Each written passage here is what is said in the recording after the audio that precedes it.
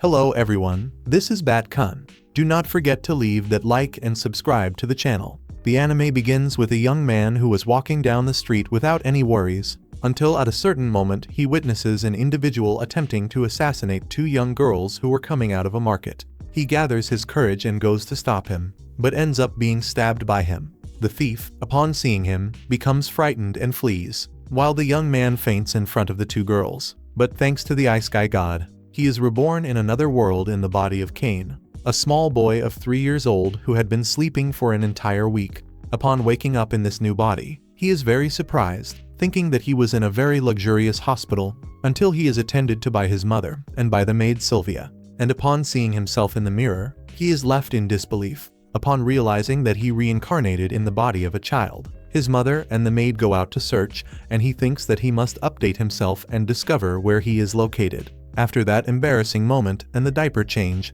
she gives him food and tries to make him sleep, a moment which he takes advantage of to ask about everything, discovering that his full name is Cain von Silford, that he is 3 years old and is the son of Garin, a high member of the nobility. He possesses his own army and is in charge of defending the kingdom from the invaders of other kingdoms. He also discovers that his mother is named Sarah and that he has an older sister named Riani, in addition to two much older brothers, who are sons of the first wife named Maria, Jin and Alec. He learns that there exist magical beasts and adventurers in charge of defeating them. He asks if they use swords and magic, and she confirms this, leaving him very excited because he also wants to learn how to use magic. But for that, first he must learn the alphabet. So he decides to live fully in this new world, since after all in his past life, he was left alone after losing his grandfather, who was his only living family member. So there is nothing that holds him to the past. Some time later he dedicates himself to studying magic,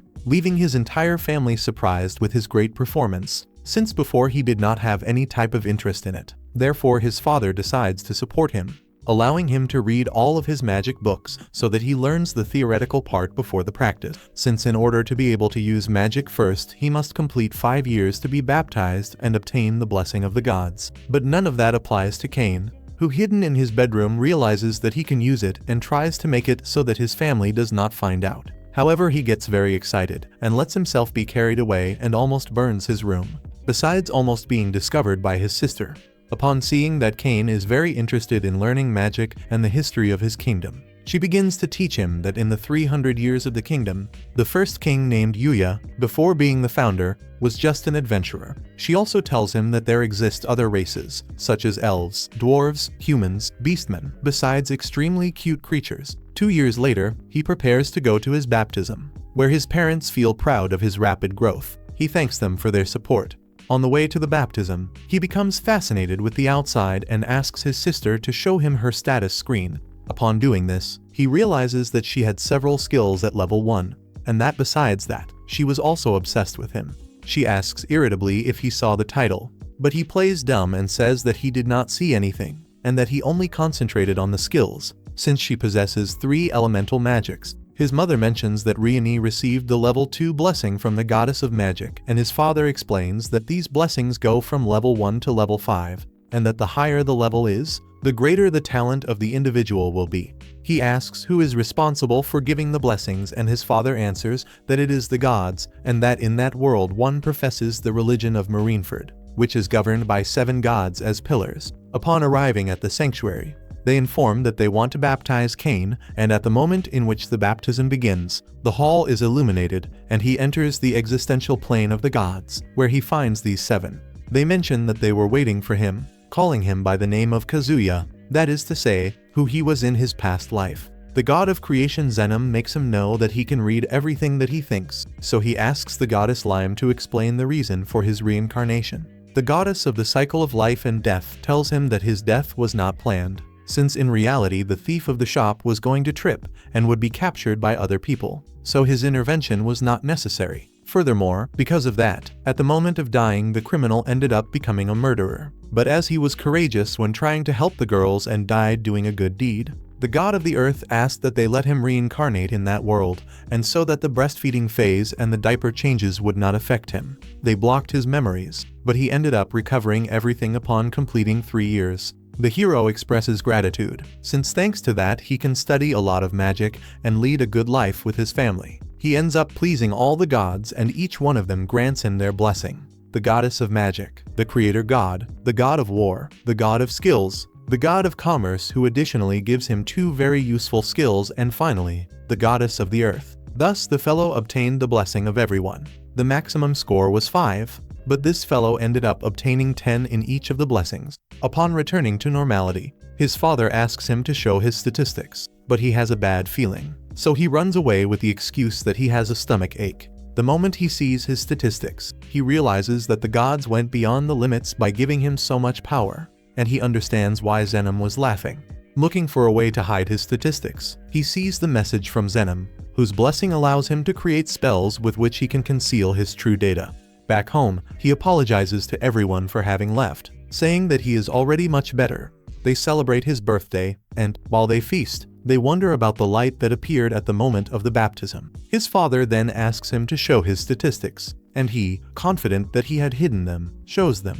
This leaves his father and the entire family surprised upon seeing such great power in someone only 5 years old. Everyone is happy, but at the same time, his father says that he must not show his statistics because, being so powerful, the king might consider him a threat, and in case he commits any error, he could be placed under the supervision of the kingdom. He demands from his servants that no one reveal what they saw, and orders that Cain show his statistics to no one. He accepts and goes to his room, where he finds the Book of Summons. Wanting to summon a cute and plump creature that would comfort him, he goes to the garden, but ends up summoning an enormous demon, which has nothing cute about it. To make matters worse, Riami and a girl named Parma were in the wrong place at the wrong time, and Cain prepares to defend them. Remembering his past, he sends the demon back home.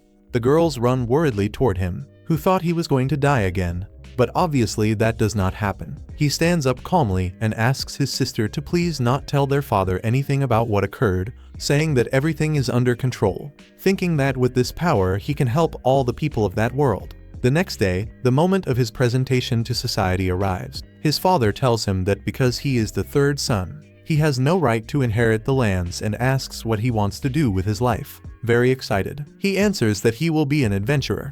Cain wants to become an adventurer to save the people who need it, so his father promises to hire a tutor to train him.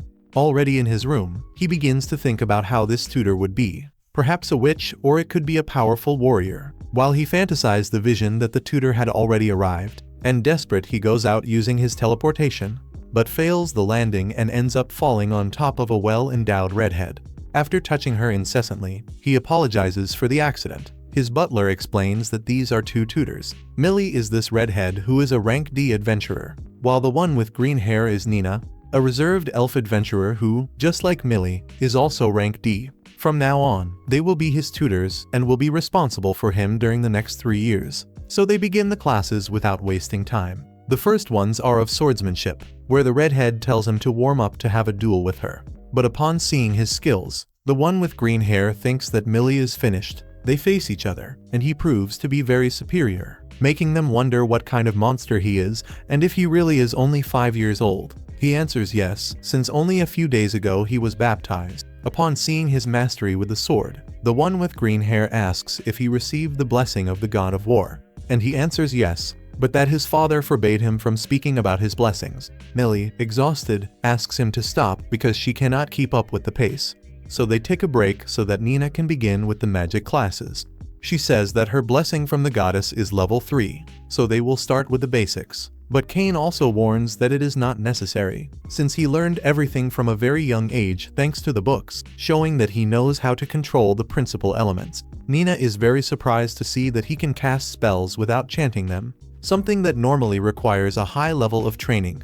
Realizing that he is definitely a prodigy, they ask if he also has the blessing of the goddess of magic, and he confirms that he does. So he is as good with magic as he is with the sword. The girls think that there is nothing they can teach him, and the little fool confirms this by showing that he also possesses an item box. They lament upon realizing that they have nothing to offer, since his power completely surpasses them. So he asks if he can have classes outside the castle, since he has never left the mansion, except for when he was baptized. He asks them to take him outside to practice and to know the world, and they accept, since with his skills this would not be a problem. For this reason, they go to his father to try to convince him, explaining that the level of his skills is absurdly high, far surpassing basic magic, and that if they attempt to teach him intermediate magic inside the mansion, he would end up destroying everything. His parents are surprised, as they never imagined he would surpass his tutors so quickly, so they accept that he trains outside the mansion, on the condition that he returns before nightfall and limits his power.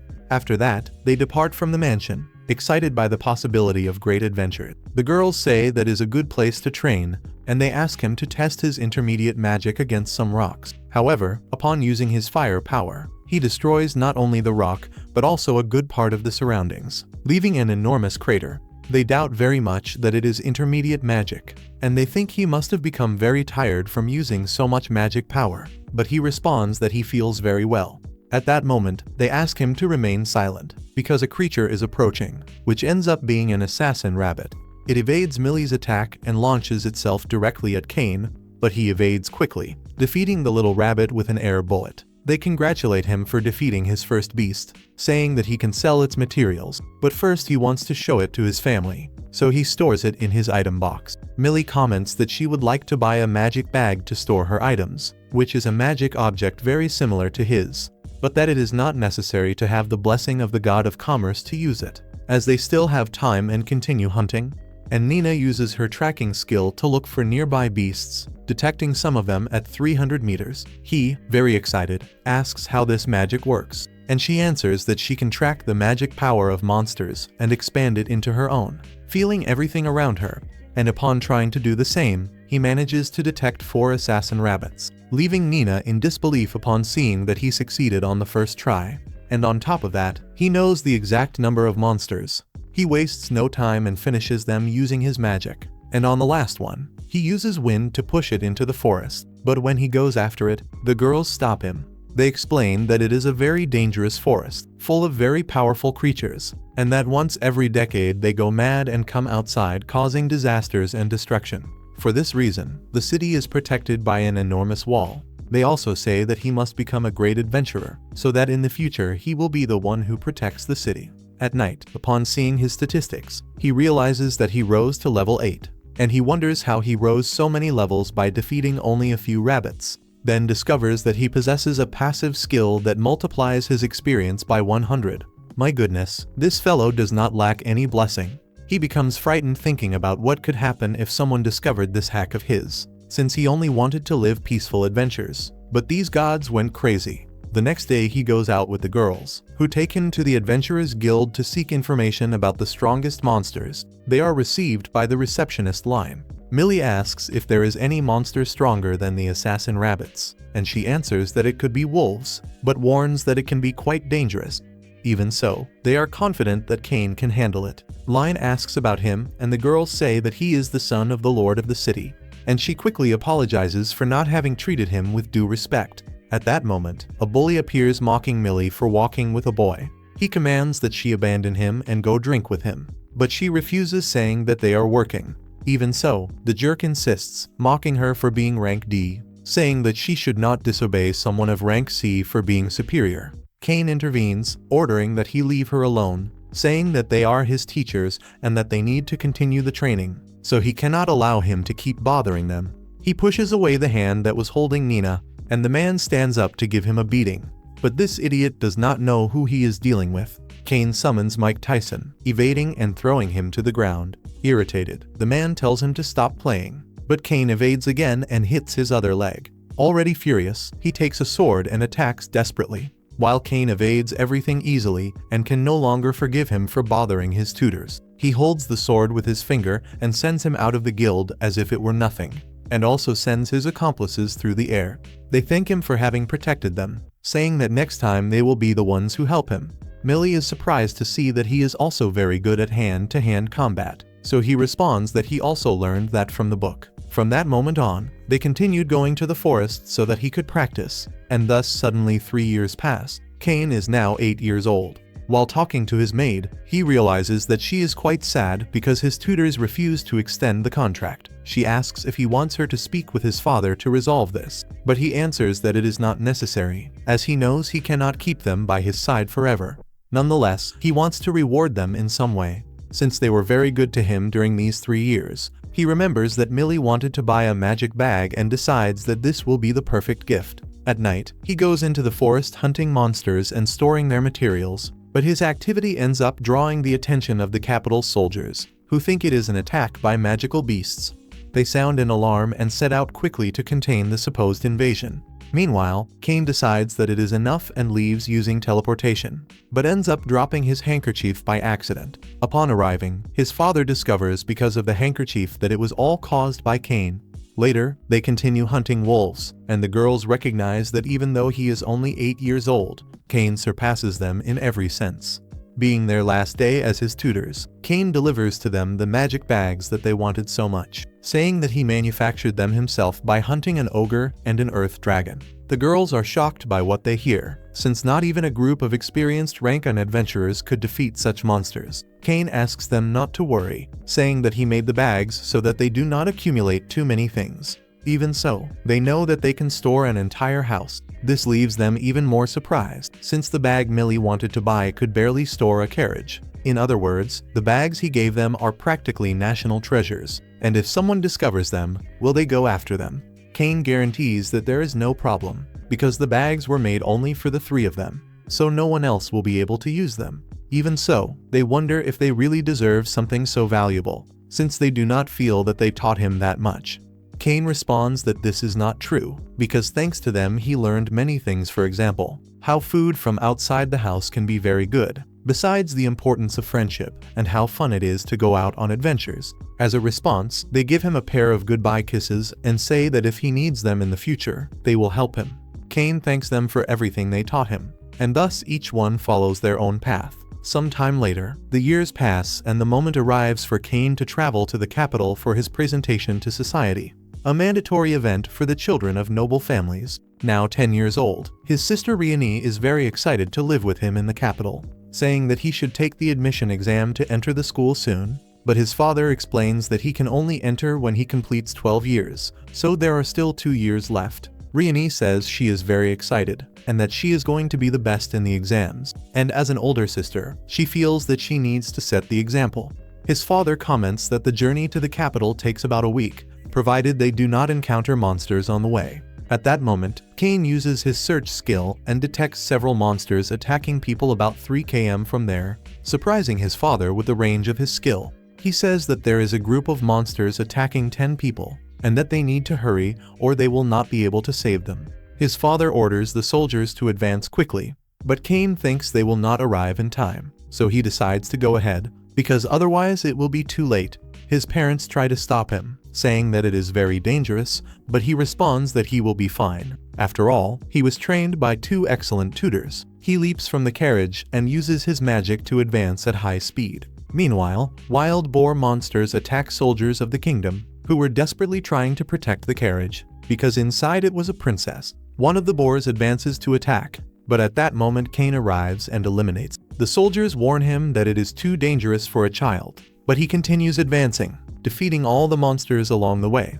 In the air, he observes how the soldiers were being cornered, so he interrupts his attack so as not to hurt them and chooses to use another technique, with which he eliminates 2 of them, leaving only the leader of the boars. He evades the attacks and ends up eliminating it completely, using his fire sword. After defeating it, he asks a soldier if he is alright, but these ungrateful people tell him not to approach the carriage, so he introduces himself as the 3rd son of the Margrave. He says his name, Cain von Silford, leaving the soldier surprised. At that moment, his father's soldiers arrive at the location, and are impressed to see that all the monsters had already been defeated.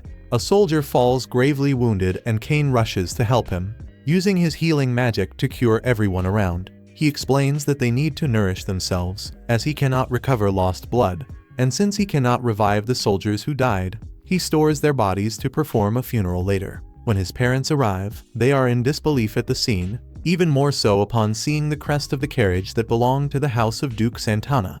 Upon opening the doors, 2 girls emerge, who are Princess Telestia and Lady Silk. He is happy to see that they are well, but he is surprised to be before the princess and the daughter of a duke. The girls thank him for saving them and wonder who the little guy is.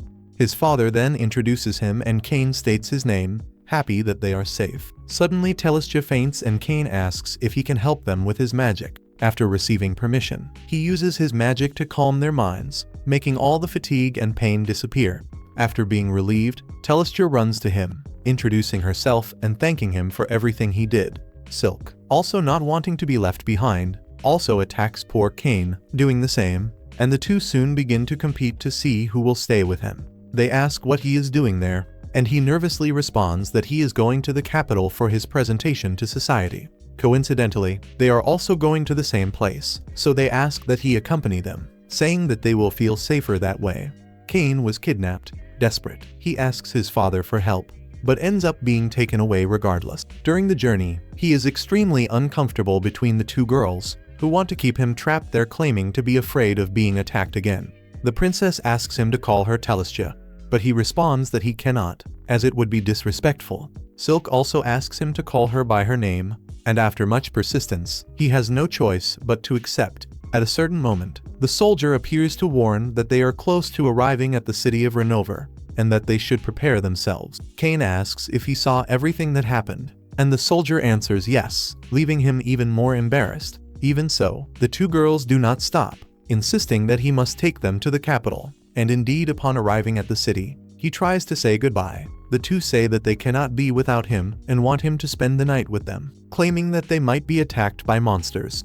At that moment, his father intervenes to save him, saying that they are still too young to share a room, as it would be inappropriate. But the girls end up insisting a lot, dramatizing, so there is no other option but to spend the night with them. But with one condition. He asks that the room be very large and that the beds be well separated. However, they end up staying in a small room with beds close together. He lies down in the middle to stay between the two, but Silk wastes no time and joins her bed to Cain's, causing Telestia to do the same. He begs them to please put the beds back in their places, but they respond that they are afraid to be far from him and end up being attacked by some monster, imploring to sleep together, causing the young man to be unable to sleep the entire night because of the nervousness. The next day, the journey to the capital continues. While Cain thinks that he had a horrible night for not having been able to sleep, upon arriving at the palace they are received by Dine Vonsar, the vice-captain of the Royal Order of Knights. He says that the soldiers have already informed him of everything that happened and shows gratitude for his help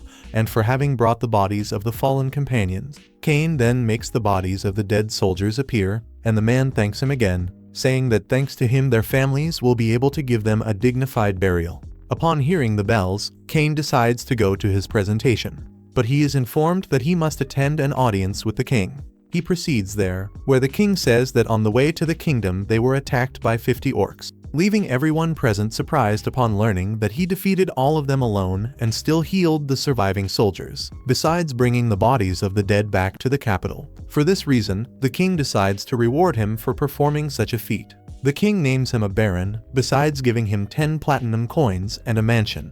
All those present are indignant upon seeing this, refusing to believe that a 10-year-old boy has become a noble. A fat, greedy man complains that this is unthinkable, and even Cain himself thinks the same, as he does not want to draw attention. The king, irritated, commands him to be silent, saying that whoever is not capable of performing such a feat has no right to give an opinion, and that a genius of this level must be properly rewarded. The king asks if he accepts or not, and without many options, Cain accepts. The audience is closed, and he is called to remain in the royal palace and go to a hall for a private conversation. Already gathered, his father comments that he never imagined his youngest son would be the first to ascend. The king arrives accompanied by the girls, thanking Cain for having saved them. Silk's father, named Eric, also expresses his gratitude, leaving Cain a bit embarrassed. Then the king goes straight to the point and asks if he wants to marry his daughter. Eric, in the same manner, makes the same proposal. They explain that the marriage would not happen immediately, only when they reach the age of majority, but that they would be engaged from now on. Surprised, Cain asks for the reason, and the king responds that it is because they have already been seen very close, holding hands and even sleeping together, and after that, no one else would want to marry them. This leaves poor Cain cornered, and in a flashback, we see that the king, upon realizing that Telestia and Silk wanted to become his brides, decided to bind him to the kingdom by linking him to them. Back in the present, They say that he must take responsibility for his actions, while Cain laments having become involved with those two crazy girls, looking to his father for help. But he achieves nothing, no solution. Therefore, this heartthrob has no other option but to accept the proposal. At that moment, those two silly girls begin to talk about how magical the night was when they slept embracing, causing Cain to panic as he is judged by his parents, who reprimand him, saying that he must be more careful with his actions. After some time, Reincarnated scolds him for getting engaged to two weirdos, while his father comments that the king even went so far as to ask if his son was a womanizer.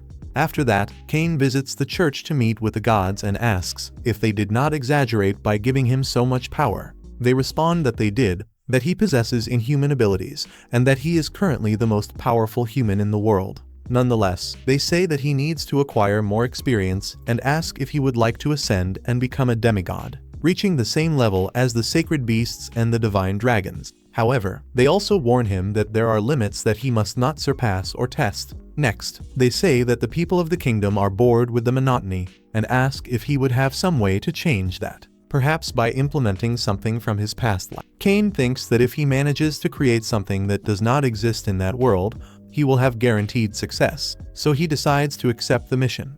But before beginning, he needs to accompany his sister to buy clothes. Bored and tired of being in that place, he escapes from his sister and finds his childhood friend named Parma, whom he saved from the demon that he himself summoned. He mentions that he is in the capital for his presentation, while Parma says she is working in her uncle's shop. The uncle, named Tamanis, asks who he is, and she responds that it is the young Cain, who belongs to the nobility.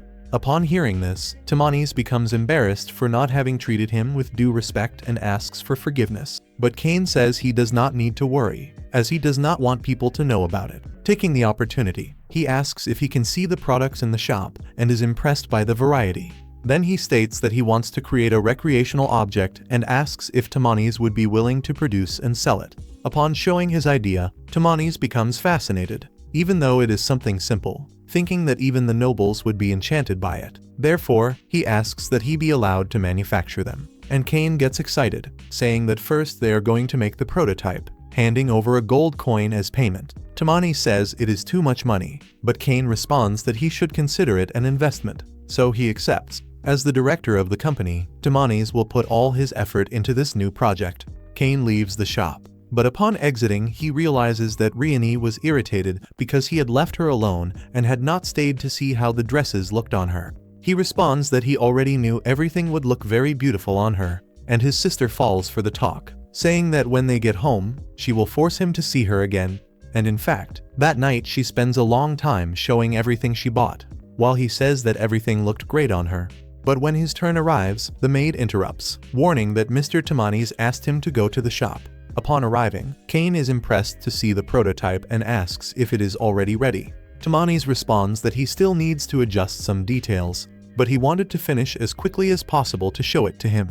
Cain says it is perfect exactly as he imagined, and they begin to play to test it. And obviously, Cain wins while explaining the rules. Tamanis comments that it will certainly become very popular, and Cain thinks that is exactly what he wants, since it was a very popular game in his past life. He asks that Tamanis produce one version for the common people and another for the nobility, starting with 50 units for the nobles and 1,000 for the rest, and depending on the sales, they will produce more. Tamanis responds that his company does not have sufficient funds to produce all of that, but Cain tells him not to worry, because he himself will bear all the costs, surprising Tamanis. Then he promises to do everything possible so that the project succeeds, and an embarrassed Cain says that he does not need to bow, as it is only the first investment. Tamanis explains that they need to formalize a contract with the god of commerce to basically patent the product, being the only ones authorized to produce them for the next 3 years. They offer the product as a tribute to the god of commerce,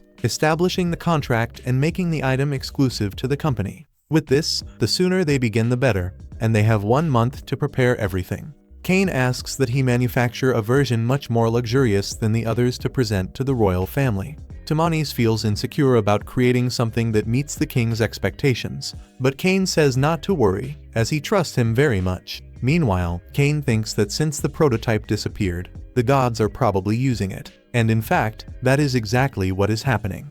Upon arriving home, everyone asks where he was, as the ceremony was about to begin, so they go quickly where his father says he will draw a lot of attention. Since after everything he became a baron at such a young age, it will be better if he watches out for all the fathers who will want to introduce him to their daughters. And he says he is not worried, making his father see how mature he is, thinking that he does not seem like a 10-year-old child. Upon arriving at the ceremony, he becomes nervous, but his father tells him to stay alert. And upon entering, he realizes that the fat man who rejected his becoming a baron is inside. He meets with Eric and Silk, where his father formally presents him to society. Since everything that happened was private, Eric thanks him for saving his daughter, and Kane feels uncomfortable with his frightening smile. Silk presents herself formally, and Kane praises her upon seeing her so beautiful in that dress, causing her to be very moved. However, Eric intervenes, saying that for a 10-year-old, he knows very well how to treat women. Then Garen says it is because his sister is very strict, and he became accustomed to treating her that way to keep her in a good mood. After a while, the king appears, welcoming all the noble families and their children.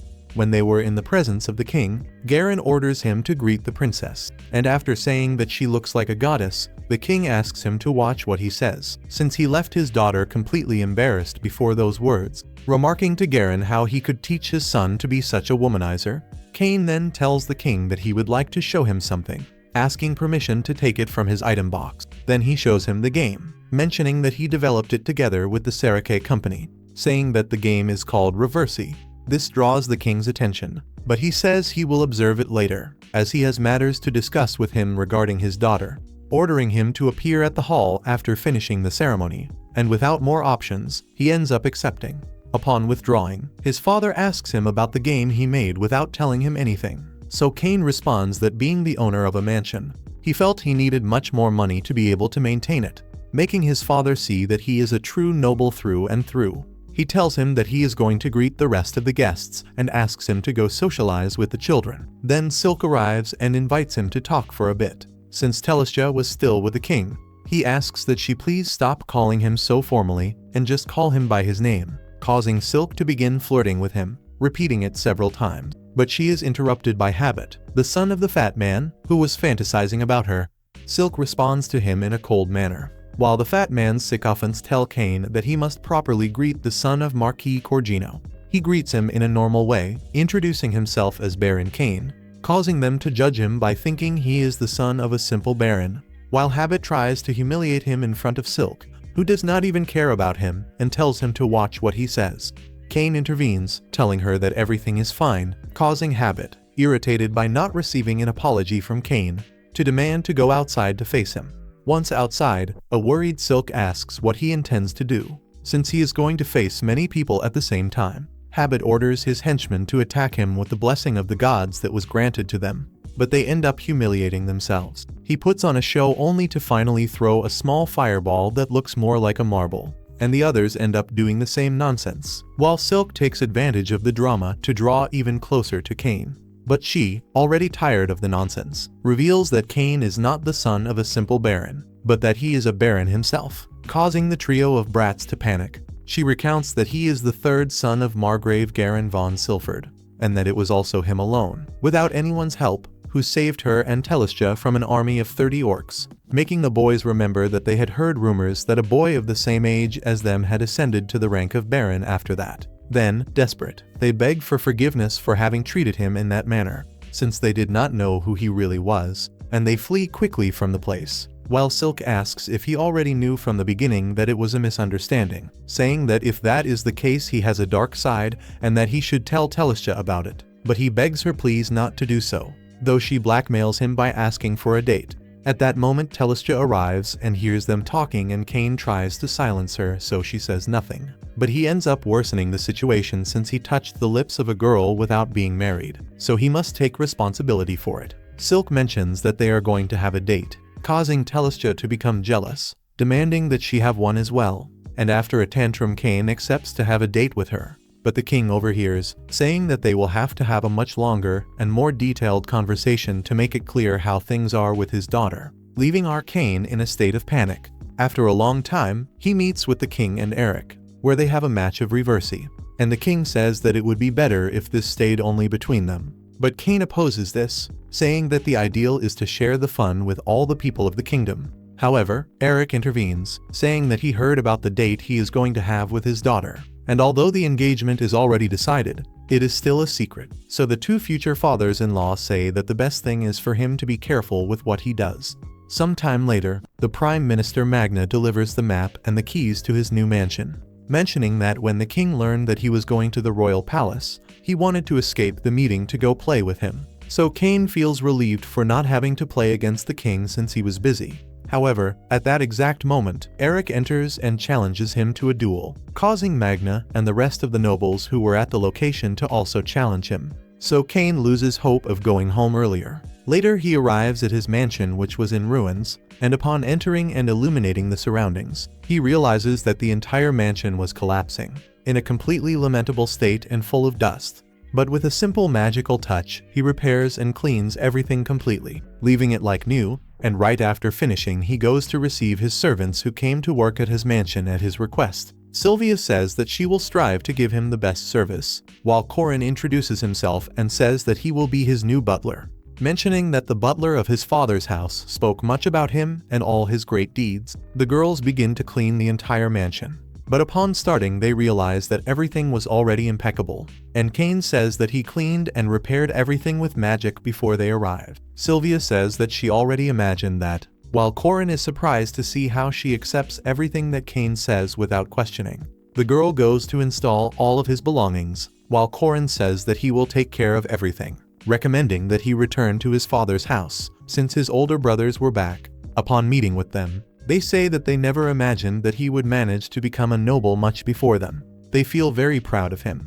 Reincarnated becomes anxious to go get to know his mansion, and one of his brothers asks if she is sure, since after all it was an abandoned mansion, so it will certainly have many ghosts. But she responds that it is not a problem, because Cain will protect her. A time later, everyone goes to his mansion, where they are impressed, because it looked recently built. So his father asks if he was the one responsible, since years ago it was in ruins. And Cain confesses that he used magic to leave it like new. Cain shows all the rooms enchanting his entire family, but upon arriving at the library his father says that he needs to obtain works of art, since the nobility is interested in decorating with paintings, armors, and even stuffed monsters. Upon hearing this, Cain gets excited and leaves quickly to place one of those, but then the panic-stricken scream of Sylvia is heard, and upon arriving at the scene, he is shocked to see an enormous red dragon in the main hall. Cain says that it is just a stuffed dragon, but his father asks how he obtained it, and he responds that he defeated it some time ago, leaving Garen surprised, since the red dragon is a calamity-level monster, and not even a high-class group of adventurers would manage to defeat it without losing some lives. So he says to warn the maids the next time, to prevent any of them from having a heart attack, and comments that a red dragon is worth at least 5,000 platinum coins, so that alone is more than enough as a luxurious decoration. Cain, upon doing the calculations, is surprised to see that his sculpture is worth more than 10 million yen. At that moment he hears another scream, and upon arriving he discovers that it is his mother who was enchanted with the water jet of the toilet, saying that it is majestic how it cleans her backside, and Reincarnated asks him to do the same at their house. Garen says that it is a lot of fuss for a simple toilet, but then they invite him to use it, and after testing it, he also becomes enchanted with this little jet, telling Sarah that at their house they will also have one, and he also comments to Cain that his guests will love to see it. Cain questions which guests he is talking about, and his father explains that nobles with a mansion must present them to society, irritating Cain with so much formality. That night he wonders what he should do, and Corin says that he already has everything resolved, delivering a list with the guests and everything that will be necessary. Upon reviewing the names, he perceives that Marquis Corgino is included and asks Corin if it is really necessary to invite him, since they do not get along, but he responds that because he is a marquis he must be invited as part of the high nobility. Cain asks if he can invite the king as well, but he responds that only counts and higher-level nobles can invite royalty. So he looks at everything he needs to prepare and wonders what he could give as a gift to someone of the nobility, while Sylvia suggests that instead of following only formalities, he should offer hospitality. This causes Cain to begin creating several luxurious glasses with magic as a gift for all the guests, besides teaching his cooks how to make hamburgers and transforming common wine into sparkling wine, leaving Sylvia marveled upon tasting these things, becoming enchanted with the food and practically addicted to the alcohol. At that moment, Corin warns that a messenger has arrived from the royal palace, summoning Cain for a meeting with the king, and upon meeting with him, the irritated king complains about not having been invited to the presentation of the mansion. While Eric and Magna had already been invited and kept rubbing it in his face, Cain explains that he intended to deliver the invitation personally when they met again. But since the king is very busy, he had no opportunity, so he delivers the letter that Corin had suggested taking in case this happened. The excited king rubs his letter in Eric's face, saying that he always knew he would have an invitation. His future fathers-in-law say that they will bring their daughters and are anxious to go to the gathering. At night, his maids are impressed with the news, wondering why the king would go since Cain does not belong to the high nobility. And Cain explains that it is because he is the fiancé of Princess Telestia. The girls become very nervous about having to serve royalty. But Sylvia says that they only need to give their best to offer the best service, an excellent service, while he says that he trusts them, motivating them. When the night arrives, the guests begin to arrive, and he receives them at the entrance accompanied by Corin.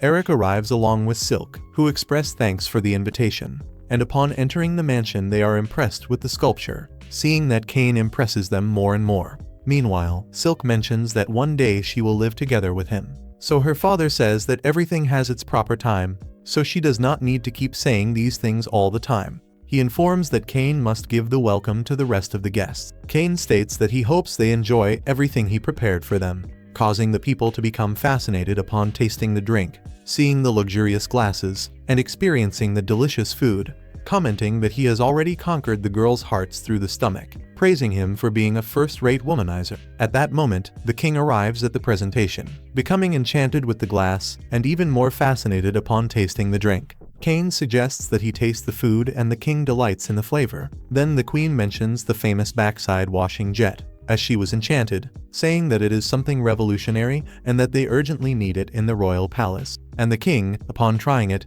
demands that Cain install it in the palace as well. The next day, the king praises him with the best of compliments for the incredible hospitality, leaving everyone impressed and congratulating Cain. However, at that moment, Corin warns that Corgino had arrived, so they go out to receive him, and he, with an arrogant attitude, despises everything that was offered, mocking the small mansion and all the rest.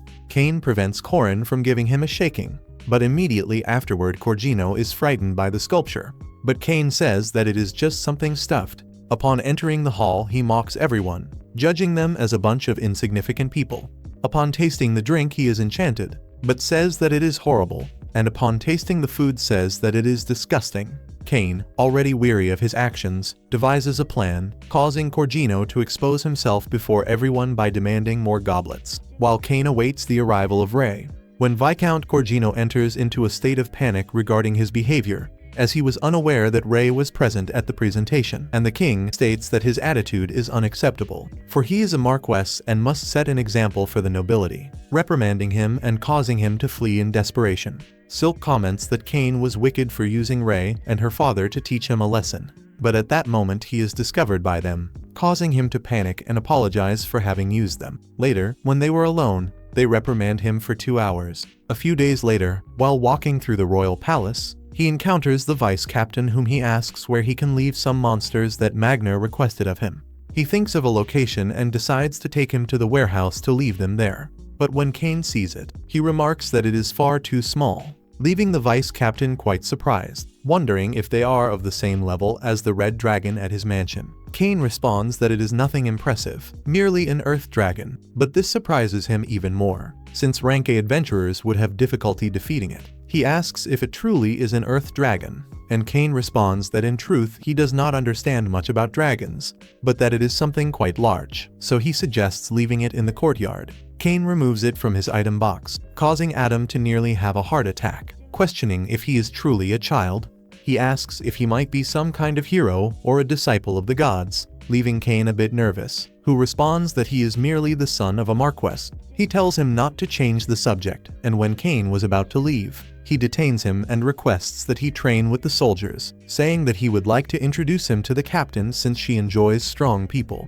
Without much of a place to flee, Cain accepts. Upon arriving with the soldiers, the vice captain introduces her, reminding everyone that it was he who saved Princess Telestia from 30 orcs without anyone's help. Cain asks for the captain, and they respond that she will arrive at any moment, probably when they are fighting, since she never refuses a good combat, frightening poor Cain, who imagines that she must be a wild beast. The vice captain tells him not to worry, since she will not do anything, or at least that is what he expects, and orders that the combat begin. One of the soldiers objects, saying that he is merely a child, and that being from the royal cavalry, it would be an abuse to face him. Dane responds that if that is a problem, then he can begin first. Upon starting the combat, the soldier grants him the first move, but Cain humbles him with a single attack, making him surrender. Sensing a bad premonition, he tries to flee, but Dane detains him, saying that because he exceeded his expectations, it will be better to face all the soldiers at the same time. When they were about to attack him, they are interrupted by the captain, who asks how they can attack a child and if they have no honor. She consoles Cain, asking if he is alright, and says that he no longer needs to worry because she will protect him. Cain is surprised to see that she is an elf. His womanizing senses are immediately stirred. The captain reprimands the vice captain for permitting that, but after hearing that it was he who defeated 30 orcs and saved the princess, her attitude changes completely, and she challenges him to a duel. Someone questions what happened to the training, and the soldiers move away to watch the combat more comfortably, saying that Cain will not be able to defeat her, since she is a master swordsman. Cain says that he only has a wooden sword, while hers is a real one, but she responds that it has no edge. They begin to fight, leaving all the soldiers impressed upon seeing that Cain is at the same level as the captain, considered the strongest in the kingdom. Quickly he increases his strength and defeats her completely, but that was his greatest mistake, because it ends up causing her to fall in love with him and become a stalker. She says that she will marry him, leaving Cain and everyone around him shocked, but he responds that he is only 10 years old and does not even know her. She then introduces herself as Stefana von Belliver, revealing that she is the daughter of Duke Leafrey, and that besides being the captain she is also a vice-countess, and that age does not matter, since being an elf she will live at least 300 years. But that is what worries Cain the least, who hides behind Dane and says that being the daughter of a duke she should not make hasty decisions. She responds that there is no problem, because upon leaving home she told her family that she would only return with a husband. Cain responds that she can speak for herself, but he needs to consult many people about this. Dane tries to help, but pretends to know nothing, and Tefana orders that they seek an audience with the king to expedite the marriage. Thus she takes Cain, practically dragging him along. Upon arriving before the king and revealing her intentions, both he and his father are shocked and demand an explanation. Cain recounts everything that happened, and the king asks if he mentioned his engagement to Telestia. He responds that, since it was a confidential matter, he preferred not to mention it. His father asks if he is unaware of the position Tefana holds, but Cain responds that he knows nothing other than her being the captain of the Order of Knights. The king then reveals that elves are a highly valued race and that many countries waged wars to enslave them, until the kingdom of Esfort, under the command of the first king, took their lands under protection, forming an alliance with the Elven kingdom. In other words, Tefana is essentially a princess. The king reveals to Tefana that Cain is already engaged to his daughter and also to Duke Eric's daughter, but this only increases her desire to marry him even further. Since he is recognized by such important figures, and having no other alternative, they order her to write a letter to her father requesting permission. Excited, she leaves, practically kidnapping Cain as she goes. When they are alone, they comment on how incredible it is that he defeated her, since that makes him the strongest in the kingdom, questioning if the captain was not in her best form. However, Dane affirms that such is not the case. The king asks Garm about this, since he is his father, but he responds that he is just as surprised as they are. Dane mentions that when he asked if he was a disciple of the gods, Cain became very nervous, making the king suspect there is something special about him. Magnus says there is a way to find out. A few days later, Cain encounters Dane again, fearing that Tefana might appear and force him to fight her all the time, revealing that thanks to the battles he unlocked the title of Master Swordsman. But at that moment, he hears her in the distance and tries to flee. Because of this, Dane catches him and takes him to the king. Upon meeting, Cain wonders what he has done this time, since everyone is gathered, but the king tells him not to worry, for he only wanted to show him something. Magna hands him a unique emperor-level magic book, revealing that it was written by the first king of Esfort, and Cain becomes excited, wondering if he can read it. Upon receiving permission, he becomes fascinated to see spells he did not know before, but everyone is surprised to realize that the book is written in Japanese, a language that no one there can read. Cain then notices that the name of the first king is written in Japanese, so perhaps he also reincarnated just like him. The king asks who he truly is, and a worried Cain thinks about what to say, fearing he might lose everything if he tells the truth. However, trusting them, he decides to reveal everything, making them promise that nothing they hear will leave that room, and that if they cannot understand, he will have no choice but to leave the kingdom. He explains that he retains memories of his past life from a very different land, where the first king also came from, and apologizes for not having told them sooner.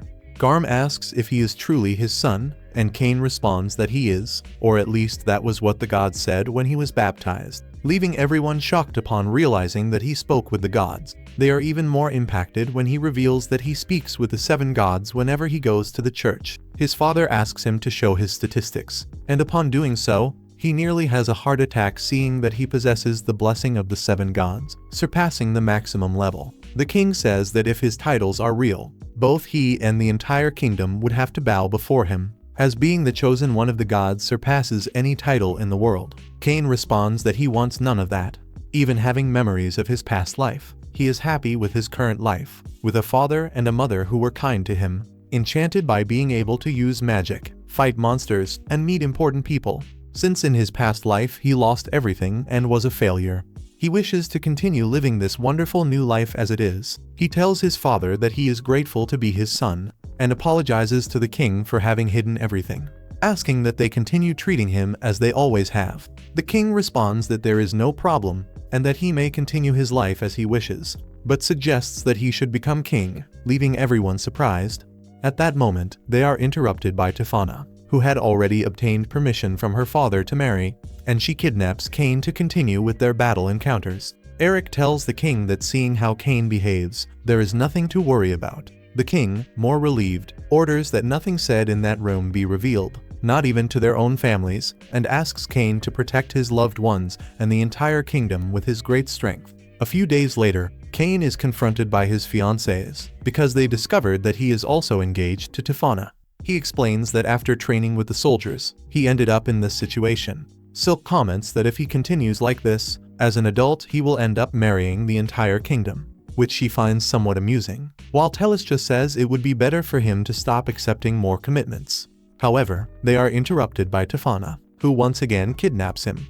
2 years later, Cain is in the royal library reading the book of the first king, discovering that Yuya left behind something like a diary, revealing that he also came from Japan, recounting that after being struck by the Ice-Sky truck, he awakened in this new world. Cain is surprised to see that, unlike himself, Yuya arrived with his original body. At that moment, he is interrupted by the girls, who ask what he is doing. Silk asks if he is studying for the academy exams, and to prevent them from trying to read the book. He responds that he is, but the girls demand that they want to study together with him. So he apologizes, saying he already has plans for that day.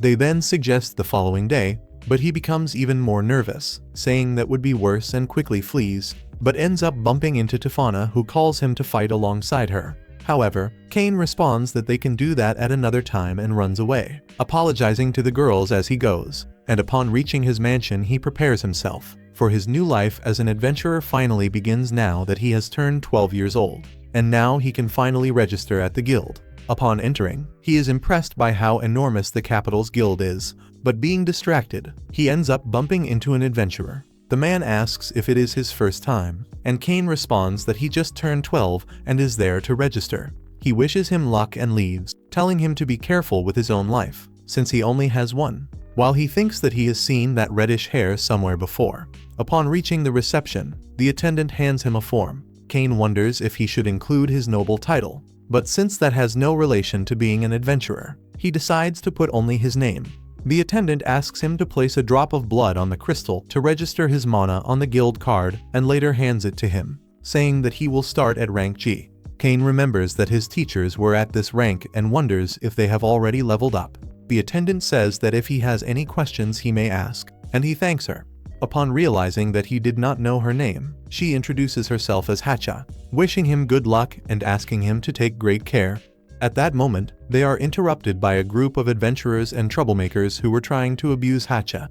The group tries to humiliate Cain, but he merely dodges the attacks, leaving them even more irritated. One of them tries to draw his sword, but Cain stops him, warning him not to do that. Fortunately, Claude intervenes, and the bully recognizes him as Claude of the Ice Flame. He says that they cannot even hope to fight him, causing the group to flee in terror. Hacha and Cain express gratitude for the help, but he responds that he did not do it for him, since given Cain's movements, those idiots would have been the ones to come out worst. He asks for Cain's name, and after introducing themselves, he invites him for a drink. As Cain is a child and receives only fruit juice, Claude asks if he trained a lot to reach that level, and Cain responds that he has since he was small, mentioning that his tutors were also adventurers, which makes Claude react in a strange way. But he soon changes the subject, toasting to the great new adventurer. Cain asks about the nickname Ice Flame, and Claude explains that the name comes from his group, since he uses a fire sword while his wife uses ice magic. Cain is impressed to learn that he forms a team with his wife. Claude says that he should find someone special to become stronger and accept more dangerous missions, showing his golden adventurer card and revealing that he is rank A. Even so, he says that he is far below the first king who held triple rank S, and his card is black, or at least that is what they say. Suddenly his wife arrives, striking him, complaining about him drinking at this hour. Claude says that she is his wife Lena, and that she is wonderful, receiving another strike. She tells him to stop wasting time drinking and go straight to the mission. Cain introduces himself and apologizes, explaining that Claude saved him from a group of troublemakers. Lena is enchanted by his politeness and says that if he needs anything, he can speak with her. She tells him not to be deceived, because if he had not interfered, those three would have fared very poorly. But she strikes him again, saying that he is the one who will fare poorly if he does not move soon. Therefore they say goodbye to Cain, while she drags her own husband away, and Cain goes to the bulletin board in search of the first mission for his rank. He finds one that requires eliminating goblins in the forest, and as the reward is for goblins without a limit, he accepts the mission and leaves excitedly. However, he ends up being grabbed by Tefana. He asks what she is doing there, and Dane responds that the soldiers are training outside. Upon asking what Cain was doing, he explains that he has already registered as an adventurer and is heading to his first mission. But Tefana decides to accompany him, frightening poor Cain. Cain says she should be training the soldiers, but Tefana, irritated, responds by asking what kind of wife she would be if she did not accompany her husband on his first mission, ordering Dane to take charge of the training sessions. Meanwhile, Cain tries to take advantage of the distraction to flee, but he is unsuccessful and ends up being dragged along as usual. Upon arriving at the forest, she proceeds excitedly, while Cain tracks the location of the goblin. Utterly infatuated, she quickens her pace, but when they arrive, they see that a carriage is being attacked. The two spring into action. Cain heals a villager while Tefana eliminates the goblins with ease. However, they appear in much larger numbers. Cain then strengthens her with magic, increasing her attributes. Feeling the power of love, she fights as if she were one with Cain, imagining the two of them fighting together, complete with bells and even a wedding dress. Suddenly, a group of green lizards emerges, and Cain asks her to save the villager while he handles the situation. Tefana takes the villager to a safe place, while Cain illuminates the area with a ball of light and annihilates everyone with an ice pillar, also destroying a large part of the forest. Afterward, an enormous crater remained at the site where he fought, discovered by Mill and Nina, who were searching for the green lizards but realized they arrived too late, as Cain had already resolved everything. Back in the present, Cain returns to the guild to submit his mission, informing them that he also faced green lizards and defeated them. Since this was not the mission he accepted, he asks if it still counts. Hacha is impressed, as these missions are for rank D adventurers and groups of lizards are for rank C. She says he was lucky, but when Cain reveals that he defeated 30, she nearly has a heart attack and runs to inform her superior. The irritated man orders that he be brought in immediately. Upon meeting, he introduces himself as Cedric and says that since the guild master is busy, he will handle the case, demanding that Cain tell the truth about where he found the lizards, accusing him of cheating, since it is his first day. He is only rank G, and moreover he is a child, making it impossible for him to have defeated 30 alone. Hacha defends him, saying he cannot accuse him without proof, while Cain insists that he truly defeated them. However, Cedric responds that upon seeing his record he noticed he is merely a commoner, calling him a simple peasant trying to deceive the guild. Cain says he is mistaken, but Cedric tells him to shut his mouth, saying he will confiscate his card and expel him from the guild. Hacha protests against the abuse of power, but he tells her to be quiet and orders Cain to leave, leaving him in a panic over being expelled on his first day. At that moment, the guild master enters and asks why there is such an uproar. Cedric responds that Cain is trying to deceive the guild. The master observes Cain and asks the subordinate why he reached that conclusion, but after hearing the explanation, he merely laughs. Irritated, Cedric questions how he can believe a boy instead of him. At that moment, Tifana enters and throws herself upon Cain, leaving everyone shocked. Dane tells her to stop that in public, since the engagement is confidential, which leaves everyone even more surprised. She asks what Cain is doing there, and he responds that he came to resolve the matter of the lizards and the goblin. The guild master then reveals to his subordinate that Cain is a baron and, furthermore, the son of Marquess Garm, and that if he marries Tifana, he will become his brother-in-law. Cedric enters into a panic, kneels, and begs Cain for forgiveness, imploring not to be reported for disrespect. Cain asks Tifana if that type of crime truly exists, and she responds that a commoner who insults a noble can be executed. However, since Cain has a kind heart, he says he does not wish to punish him in that manner, accepting his apologies but giving a warning for him not to accuse anyone again without proof. Next, he asks the guild master if his lizards will be accepted, and he responds that they will, with pleasure. And as a form of apology, he decides to promote him, saying that rank G is too low for someone like him. Tifana then comments that Cain defeated a red dragon alone at 10 years old, and that he is stronger than she is, leaving everyone shocked. After thinking for a moment, the guild master decides to promote him directly to rank A, leaving everyone in disbelief upon seeing that on his first day, he has already achieved this level. However, he explains that Cain will still need to capture bandits to fulfill the requirements, and that the guild itself will give him special missions to consolidate the rank. He orders Hacha and Cedric to expedite all the paperwork. Upon leaving, the master formally apologizes for his subordinate's behavior, but Cain says it is no problem. The master reveals that he was surprised by his engagement to his sister, but now that he knows him, he feels more at ease, asking him to take good care of her.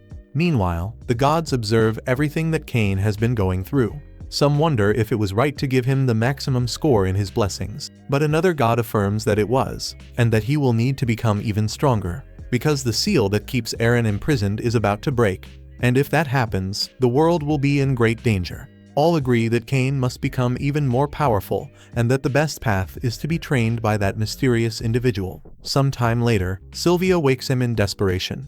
She forgot to wake him for the academy exam. She gets him up hurriedly while apologizing, saying he will be late because of her. But Cain reassures her, saying there is still time. He says goodbye and teleports to the entrance of the academy, going straight to the reception where he provides his number, 285, and they direct him to room A. As he walks, he notices that there are no acquaintances on the list. Upon entering the room, he observes everyone around him and wonders if Telestia and Silk were placed in another class. The teacher begins the exam, warning that any attempt at cheating will result in expulsion and that they will have 2 hours to complete it. As it begins, Cain realizes that the test is extremely easy, at least for him. A short time later, he has already finished everything. The teacher asks if he is certain, since only 30 minutes have passed, but he responds that he has already concluded. After 2 hours, the teacher orders everyone to stop and proceed to the next evaluation, where they will have to demonstrate their skills in magic. Upon arriving at the courtyard, she says they must choose a target and use their most powerful spell. Cain becomes excited and asks if he can use all of his power, and the teacher responds that he can, since there is a defensive barrier. While the others begin, Cain observes the rest using magic and realizes they are very weak, but he understands they are only 12-year-old children. Meanwhile, he is absurdly strong, which is why he decides it would not be appropriate to use his inferno magic, as it is far too dangerous. The teacher calls him, and upon casting his magic, his fireball turns blue, surprising everyone. However, upon hitting the target, it destroys everything in its path, leaving only a trail of destruction. Cain asks what happened to the barrier, but the teacher is in shock at the power and asks what it was that he did. He responds that he only used a fireball, but she does not believe him, since no beginner spell has that level of power. The teachers go to verify that no one was injured and order everyone to proceed to the next evaluation, since the field has become unusable, leaving Cain regretful. In the next stage, the professor says they will evaluate sword skills, with the opportunity to train against ranked adventurers. Among them is Claude, Cain is surprised to see him and Claude is as well, asking what it is he is doing there. Cain explains that he is taking the admission exam and Claude decides to be his opponent for the sake of the others. Cain tries to refuse, but the professor says he cannot decline the chance. So with nothing else to be done, he simply accepts. As they begin, everyone is impressed, unable to keep up with their movements. Claude gets excited by Cain's strength and increases the intensity of the combat. The professor interrupts, saying that it is already enough, for they are frightening the other candidates. They stop and Claude suggests they do a mission together later, and they could even return to the combat. But Cain says it is better not to. The professor then says he has already evaluated his skills and there is no need to continue, sending him home and asking him to return on the day the results are released. Cain becomes irritated with Claude while he pretends not to understand.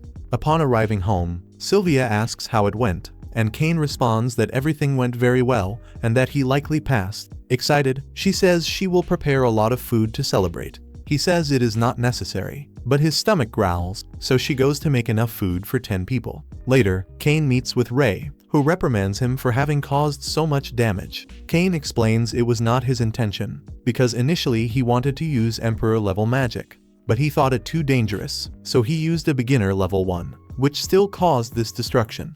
The surprised king asks if he truly can use Emperor-level magic. Cain says he can, but he does not know what might happen, and asks if he can test it. Receiving an immediate no, the king reprimands him and tells him to be more careful, then asks where Cain took the exam, since Telestia and Silk said they did not see him. Cain responds that he entered through the south entrance. The king explains that is the entrance for commoners, while the nobles use the north entrance. Eric comments that the director of the academy told him everything, as he found it strange for a commoner to cause such an impact, destroying the magical field and fighting on equal terms with a high-level adventurer. Upon hearing this, Eric merely laughs and asks if the boy's name is Cain. Upon confirmation, he tells the director not to worry and to publish the results. Back in the present, Magna delivers the bill for the damages caused, and the king reprimands him again, asking for more care when using his power. Cain apologizes, and the king informs him that the results will be released that very same day. Upon arriving at the academy to see the results, Cain begins to search for his name, but at that moment Silk appears, congratulating him on having taken first place in the class, saying that Telestia took second and she took third. She comments that her father told her everything he did, and says that Telestia was very irritated for not having seen him during the exam. Before leaving, she warns him that if he does not appear at the ceremony, she will make him kneel as punishment. Later, while walking, Cain encounters his sister, who says she is very proud of him for achieving the top grade, and wishing him luck on the speech. Cain asks what speech, and she explains that because he took first place, he must give a speech to all the new students. He tries to say that it would be better for Telestia to do it, but there is nothing to be done. Upon arriving home, Sylvia asks desperately how it went, and he responds that he took first place. She is extremely happy and congratulates him, saying she always knew he would be the best, and Garm also congratulates him. Sylvia, excited, runs to prepare food for 100 people, and Cain remarks that she is exaggerating, but understands it is a way to celebrate. The following day, the welcoming ceremony takes place. Cain sees his parents present to watch him, while the girls comment that he looks very handsome in the uniform, and he responds that they also look very beautiful. Later, everyone sits down for the start of the ceremony, while the other students feel envy upon seeing him accompanied by them, and some comment that Cain is like a dream. The ceremony begins and the director calls Cain to give his speech. He goes up to the stage, introduces himself, and speaks about the confusion he had on the day of the exam, thanking the teachers for letting it pass. He cites the first king, saying that everyone in the kingdom has the same right to learn, regardless of lineage, saying that he wants to make many friends. This causes everyone to applaud him. At that moment, they announce that the king is present and will also give a speech. He goes up to the stage, congratulates the new students, and asks them to give their best, sending an indirect message to Cain, who understands perfectly while his parents feel a bit embarrassed. Later, in the classroom, girls ask where he was, and Telestia responds that the king kept repeating 1,000 times for him not to do anything foolish. The teacher orders everyone to sit down and introduces herself as Elka. She explains that before they begin classes, they need to choose what they wish to study. Cain, excited, says that he wants to be an adventurer, but his future fiancés say that he cannot, since he is a noble. Telestia says he must learn about nobility, but Cain does not like the idea much. Silk then says he can study both nobility and adventuring, which makes him quite excited. He decides to study nobility, adventuring, magic, and magic items. He asks what they are going to choose. Telestia says she will study nobility and internal affairs. In this way, she would help him manage his future domain, while Silk chooses nobility and commerce for the same reason. Cain says he understands nothing about managing a domain, but will do his best to be a good husband. As they leave class, they see the chubby boy and his cronies bothering Palma. Cain recognizes the situation and intervenes, telling them to leave her alone, as she is his childhood friend. The boy asks why he is defending a commoner instead of his own kind, and Cain responds that it does not matter, and that he will always defend his friends. The irritated brat threatens to tell his father to ruin his family, but at that moment the princess intervenes. Upon seeing her, they panic. She says that if they continue with this behavior, she will tell the king, and they, frightened, apologize. Telestia says they must apologize to the girl, and swallowing their pride, they apologize and leave. Cain tells Palma she can count on him whenever she needs, but the girls, seeing their proximity, order him to kneel while they talk to her. As Cain observes and realizes they are laughing, wondering if that was some kind of strange plot, he suddenly hears a voice in his head saying that he is exactly as the old man described, that he liked him and wants to talk. He heads to the library so they can have a chat, and upon opening the door, Cain is transported to another place, where he observes a house in the distance. But soon he is transported again, appearing before someone who seems to be Yuya. He offers him coffee and Cain is quite surprised, asking who he is and where he got this coffee from. The man responds that he was waiting for him, calling him by the name Kazuya. He asks Cain to lower his guard, saying that he does not intend to do him any harm, and mentions that Zenon and the other gods spoke much about him, since he also reincarnated into this world just like him. Cain asks if he knows the gods, and he responds that he does, introducing himself as Yuya Hirasawa, leaving Cain shocked upon realizing that he is dealing with the first king. Yuya is surprised to see that Cain recognizes him, and Cain comments that he reads the book he left behind regarding emperor-level magic. Confused, he asks how he still looks the same after 300 years, thinking that perhaps he is a ghost. Yuya tells him to check for himself, and upon seeing his statistics, Cain is impacted to realize that he is a god of creation. Yuya explains that the world of Sion was named Fabrine and was created by him. Therefore, he is a god of creation and remains the same even after 300 years. Cain is extremely surprised, so Yuya reveals that Zenon and the other gods requested that he train Cain. Cain asks why, saying that he is already having difficulties because he is too powerful. Yuya then tells him to try and take a biscuit from his hand, and when he fails, he says that he still has much to learn. Cain asks why he needs to become stronger, and Yuya reveals that there is someone whom he must fight. When Cain asks who it is, Yuya tells him that 300 years ago this person caused humanity to destroy one another. He explains that Zenon, an oracle, implanted distrust in the subconscious of the people, causing them to kill each other. This enemy is Eren, the evil god. Yuya reveals that he and his companions managed to seal him 300 years ago, but the seal is breaking over time, and it is only a matter of time until he is released. Cain asks why Yuya does not seal him again, and he responds that he cannot, because now he is a god of another world, and just as the gods cannot interfere directly in earthly matters, therefore, all responsibility falls upon Cain. Yuya mentions that Cain's past life plays an important role in this, but when he tries to ask more, Cain is transported to the ocean far from his mansion. Yuya hands him a sword and says that from now on he will be his master, and that when he fulfills his objective, he will tell him the whole truth. Cain insists on knowing what the revelation of his past life has to do with all of this, but Yuya merely hands him a compass pointing toward his mansion, saying that when he manages to reach it, he will reveal everything. He also says that Cain needs to level up, because his current level is too low, and he must reach level 600 to be able to face Eren, while currently he is only at level 300. Yuya warns that this will take a considerable amount of time and prohibits the use of teleportation. Cain complains that it will take too long that way and asks about the academy. Yuya responds that he does not need to worry, because 1 year in this place is equivalent to only 1 day in the real world, like a sort of time chamber. Before leaving, Yuya says that in the end, the decision will always be Kane's. Motivated, Kane begins to train by facing a large number of monsters. Only 5 minutes have passed since he began, but he does not give up and continues fighting. Meanwhile, in the real world, Silk and Telestia go to Kane's mansion looking for him. Sylvia receives them in total desperation, apologizing for the way she received them. The girls find it strange to realize that Kane is not at the mansion, since they thought he must be at his home because he did not go to the academy. Sylvia asks if he might have gotten into trouble, or if he was kidnapped or murdered. But Telestia says not to worry, since it is Kane after all, and they should just wait for him to return home.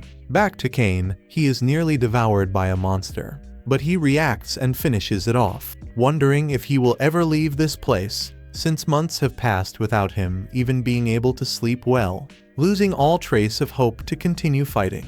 At that point, he hears a noise from afar. Wondering what it is, he goes there thinking about what it is that makes him move. Upon arriving, he finds a wounded wolf, so he tells it that he will end its suffering. But being at the point of finishing it, he remembers the moment he intervened to save those girls in his past life, realizing what he was about to do, and apologizing to the beast for seeing it frightened, since he always had the ideal of protecting all the defenseless. Therefore, he tries to heal its wounds with his super healing, but having little mana, it costs him too much. Still, he uses all his power to try and save the life of the little one and ends up completely exhausted, fainting. Some time later, he awakens and observes how he was being protected by the little wolf, who embraces him, grateful for having healed it. So he asks if it is alone in that place, and the little one becomes quite sad. So Kane asks if he would like to accompany him. He accepts, and Kane ends up naming him Seth, causing Kane to recover his confidence. Time passes and they level up together until they finally manage to reach Yuya's mansion. Upon entering, he mentions that Kane has grown a great deal, revealing that 4 years have passed while trying to reach the mansion. Upon observing Seth, he mentions that he has obtained a Fenrir, revealing that it is a sacred beast, and Yuya notes that he trusts Kane deeply. Therefore, he mentions that he could form a contract with him to be able to summon him whenever he wishes. Kane asks him if he would like that, and he accepts, disappearing due to the contract, and Yuya tells him that he only needs to summon him for him to appear again. He says that his training has not yet finished and introduces his new combat master, Dane, who introduces himself, and Kane asks him for help so that he may fulfill his promise. He reveals what his past has to do with fighting against Eren, and he responds that they will tell him everything before he leaves. After that, his training begins with Dane, who tells him that he is still too weak and must defeat him to become stronger, mentioning that he is much weaker than Yuya, and Eren is much stronger than he is. Upon starting their combat, he ends up knocked out with a single blow, and suddenly he awakens in Dane's house. As he goes downstairs, they ask if he feels better, and a girl introduces herself saying her name is Lude, and she is Dane's wife, welcoming him to her home, revealing that it was a surprise that Dane carried him there. Kane is surprised to see a small baby dragon, and excitedly asks to be friends, but he becomes nervous and Seth becomes a bit aggressive, so Kane asks them not to fight. At that, she says that is enough, warning that it is time to eat, and Kane is enchanted by the food after spending years without eating decently. After finishing the meal, Kane thanks her for the very delicious food. Lude, enchanted, says that now he will live with them, so she will prepare many dishes, while Kane eats excitedly, wishing that all his loved ones were also eating very tasty things. At that moment, we see how Telestia and Silk were learning to cook, as they wanted to welcome Kane when he returned home. Then Sylvia reprimands them, saying that to cook they must travel a difficult path, so they need to strive so that Lord Kane will be very happy when he eats, and thus they thank her for her teachings. Returning to Kane, he continues being beaten by Dane. Every time in his training he takes a beating, passing some time and completing a year to improve his skills more and more, until he mentions that he must become much stronger to be able to defeat Eren, causing Kane to remember everything Yuya told him, revealing that previously Eren was the god of entertainment in Zenon's world. for previously there were 8 gods. He mentions that in his world there are no games nor entertainment because there is no god of entertainment, since Aaron used the oracle to cause all innocent people to participate in a deadly game, causing the gods to expel him from the realm of the gods. But if the seal breaks and he returns, he will resume his deadly game, and all his loved ones would find themselves involved in the chaos. Cain, worried, asks how he can stop him, and they respond that he must become much stronger, while Yuya, for his part, mentions that he was not able to protect his friends in the fight against Aaron, revealing that the people he did not protect were his parents, Megumi Sena and Sayashina, the parents from his past life. Then we see the flashback of how they were summoned to this world. Marine tells them that they must fight against Aaron to be able to save him, but Kazuya's parents only wanted to return again to their son. Later we see how Marine releases them, since she did not agree with the ideals of the pontiff wanting to attract them by force. Therefore, she tells them to see how the world is changing with their own eyes, and thus they set out to reunite a few years later with the gods, who say he is the one responsible for the changes they investigate, saying that they cannot interfere in earthly matters and asking them to help them stop Aaron. For this reason, they hand them the crystal to be able to seal him.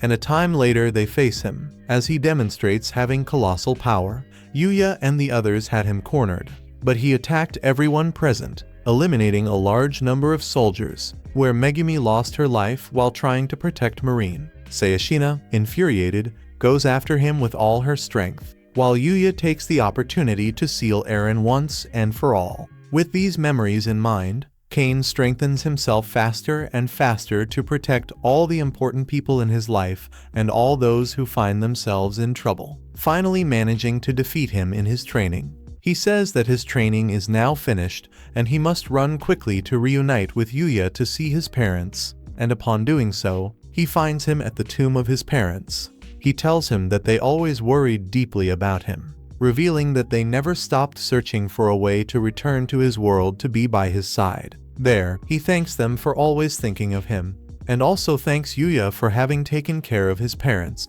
As a final test, he shows him the biscuit, and he manages to take it, causing Yuya to recognize that he truly has become much stronger. He wonders if he would like to have some coffee, but he responds that he wants to return to his world as soon as possible. Before he leaves, Yuya tells him that 5 years have passed since he began training, so he cannot arrive there with that appearance, changing him completely and transforming him back into a child. Yuya tells him to take Seth with him.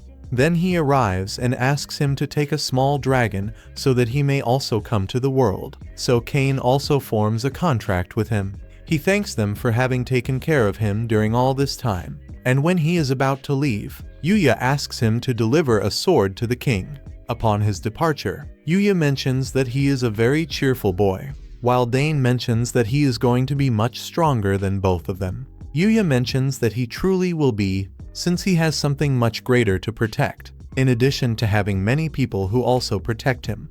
Upon arriving at the mansion, the happy girls go to embrace him, mentioning that they never lost hope of his return, and for that reason, they hand him some biscuits they prepared. As Sylvia said, he liked them very much, and he happily eats one after another, grateful for having such special people in his life. Cain bows before the king and hands him Yuya's letter, and the king is very surprised, wondering if he truly was with him. Cain tells them that he entered another world where he has lived with the god of creation, but the king and the others cannot believe it, so he shows the sword, convincing all of them. Then the king asks him to explain how it was that the first king trained him, and Cain tells them it was a very harsh training, as he had to cross an enormous forest filled with powerful monsters and fight at night until he lost his sanity. All of this for 5 years. The king is surprised and asks if he knows what he is talking about, because it makes no sense for 5 years to have passed. Eric mentions that although all this time has passed, he remains the same as always, saying that during the time he was absent, a notice arrived from the guild informing them that they were about to cancel his registration for not having accepted any of the missions assigned to him, since he needed to fulfill certain missions to legitimately achieve the rank. Cain, frightened, goes immediately to the guild, where he asks the master why they would cancel his registration. He responds that it is because he did not fulfill any of the missions assigned to him. Cain apologizes, saying that since classes began, he has not had enough time, besides many things having arisen for him to do. Even though this is a flimsy excuse since he can teleport, the master tells him that he left without warning, and that his sister was very sad, and that because he would not fight her, she was about to explode with love. Cain almost bursts into laughter and asks what will happen with his registration. Then the master responds that when he was designated, the god told him that he should capture some bandits and that he has very little time left, so he must hurry. He wonders if he should go at that very moment, and the master responds that if he does not, his registration will be cancelled. So Cain says he will go immediately. He hands him all the information, saying that the bandits roam the Glacier route and the royal capital, and asks if he will be able to handle it, since there are about 10 bandits, but then remembers that Cain is the strongest in the kingdom. He teleports to the outskirts and uses his flight magic to travel more easily, managing to detect the bandits. Upon landing, he is surprised to see that those escorting the carriage were Millie and Nina, his former tutors, and the one driving the carriage was Palma's father. Seeing that they were wounded, he heals them with his magic, while the bandits, seeing that it was merely a child, are confident in themselves, telling him to go back to his mother's lap. But he, very seriously, responds that because they hurt his tutors, they will not leave so easily. Very quickly he knocks down the first, then the second, and defeats them all with great ease. And the girls are surprised to realize that he was only holding back. After tying up the bandits, he says he is happy that they are all right. Millie asks what he is doing in that place, and he responds that he is on a mission to capture the bandits. They are struck with impact since he is only 12 years old, and the mission is intended for rank C adventurers or higher, in addition to only a few days having passed since he registered. But when he shows his golden card, they nearly suffer a heart attack. He mentions that it is difficult to explain, but he managed to rise in rank. At that moment, someone says that this is quite incredible, but wonders what they will do with the bandit. But he responds that they need not worry, for he will take care of everything. After that, they arrive at the capital, while all the citizens jeer at the bandits, saying that they are a disgrace. They reach the Sarakai company, where Parma is happy to have them back. She asks who those individuals are, and he responds that they are bandits, as he took a guild mission to capture them. Her father says that while they were on the route they were attacked, but by luck Cain arrived to rescue them. But Cain responds that it was merely a coincidence, since they were the same ones from his mission. Parma says it is incredible, since even without attending classes he continues working, and besides that, he will also have to perform his duties as a baron. Then the girls are surprised to realize that he is also a baron. Millie offers 1,000 apologies for not having spoken with due respect, saying that she must also treat him with formality, but they mention that he has become a great catch. Cain says that is not necessary, since they have always been his tutors, so he asks that she continue calling him by his name, and they thank him for his humility, mentioning how much he has grown, and she gives him a warm embrace. However, nervous, he says that it is getting late and leaves quickly for the guild. The girls go after him to accompany him. Upon arriving at the guild, he delivers the mission to Hacha, mentioning that he has witnesses who can confirm the detention, while she is surprised to see how quickly he completed it. At that moment, the same bullies from before arrive trying to flirt with the girls, but they say they are not interested, ignoring them. Irritated, he tries to grab them by force, but Cain intervenes, asking that they please leave them in peace, and the bullies panic upon recognizing him. Then he shows his murderous aura to intimidate them. But at that moment Claude arrives, and Cain goes to greet him, causing the bullies to flee in desperation. Claude says that most adventurers would have trouble with a group like that, but he responds that it was because they were only bothering his friends. He asks who they are, but then is surprised to realize that they are Millie and Nina, revealing that Millie is his younger sister. They recount that they were Cain's teachers when he was only 5 years old, and seeing this coincidence, Claude proposes having some beers to celebrate, but ends up receiving a blow for wanting to get intoxicated. Even so, they end up celebrating, where they recount that by coincidence Cain helped in their mission. mentioning that he is already a ranked adventurer, which leaves Claude quite surprised, since he had registered only a few days ago.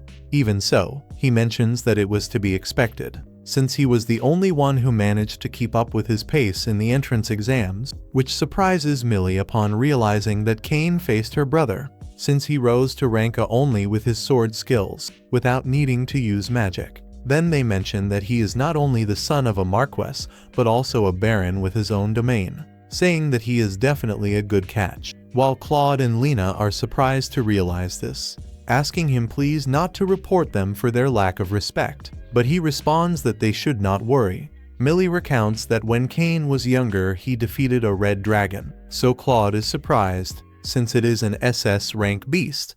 He also shows the magic bags he gave them, and Nina asks if it was truly Cain who gave them, and out of curiosity, what is the capacity? Millie responds that she has never managed to fill it completely. Lena asks where he obtained it, and he responds that it was he who manufactured it. She asks what the capacity is, but he becomes nervous, and Nina mentions that when he gave it, he said it could store a mansion. Lena is surprised, saying that her bag cannot store much, so he responds that he will make one for them. But Lena ends up falling asleep on him. Claude mentions that Lena is terrible with drink, so they should not worry, as the next day she will forget everything, something that makes Cain feel desperate because the next day he needs to go to classes. He says that he must depart, since he missed all of last week, so he cannot afford the luxury of continuing to be absent, while Claude asks why a noble with his own domain should go to classes, and he responds that he feels a bit out of place. But despite that, there are many things he does not know and wants to learn them. Meanwhile, Nina out of nowhere says she wants to give him a hug, but he becomes nervous and exits quickly. Claude mentions to the girls that his life is not easy, and therefore, they should assist him in some manner. On the following day, during his magic class, the professor states that the students may attack the target with all of their strength. An excited Cain thinks that he will finally be able to demonstrate everything he learned from Yuya. However, his hopes are quickly dashed because the professor informs him that he is prohibited from using magic. She explains that she has orders to test him directly, as the school's defensive barrier cannot withstand even his beginner-level magic. Meanwhile, the small group watches from hiding and laments for poor Cain, with Cloud stating that they must be ready for their plan. After this, the professor mentions that they have special guests, and upon their entry, all the students are surprised to recognize the Ice Flame.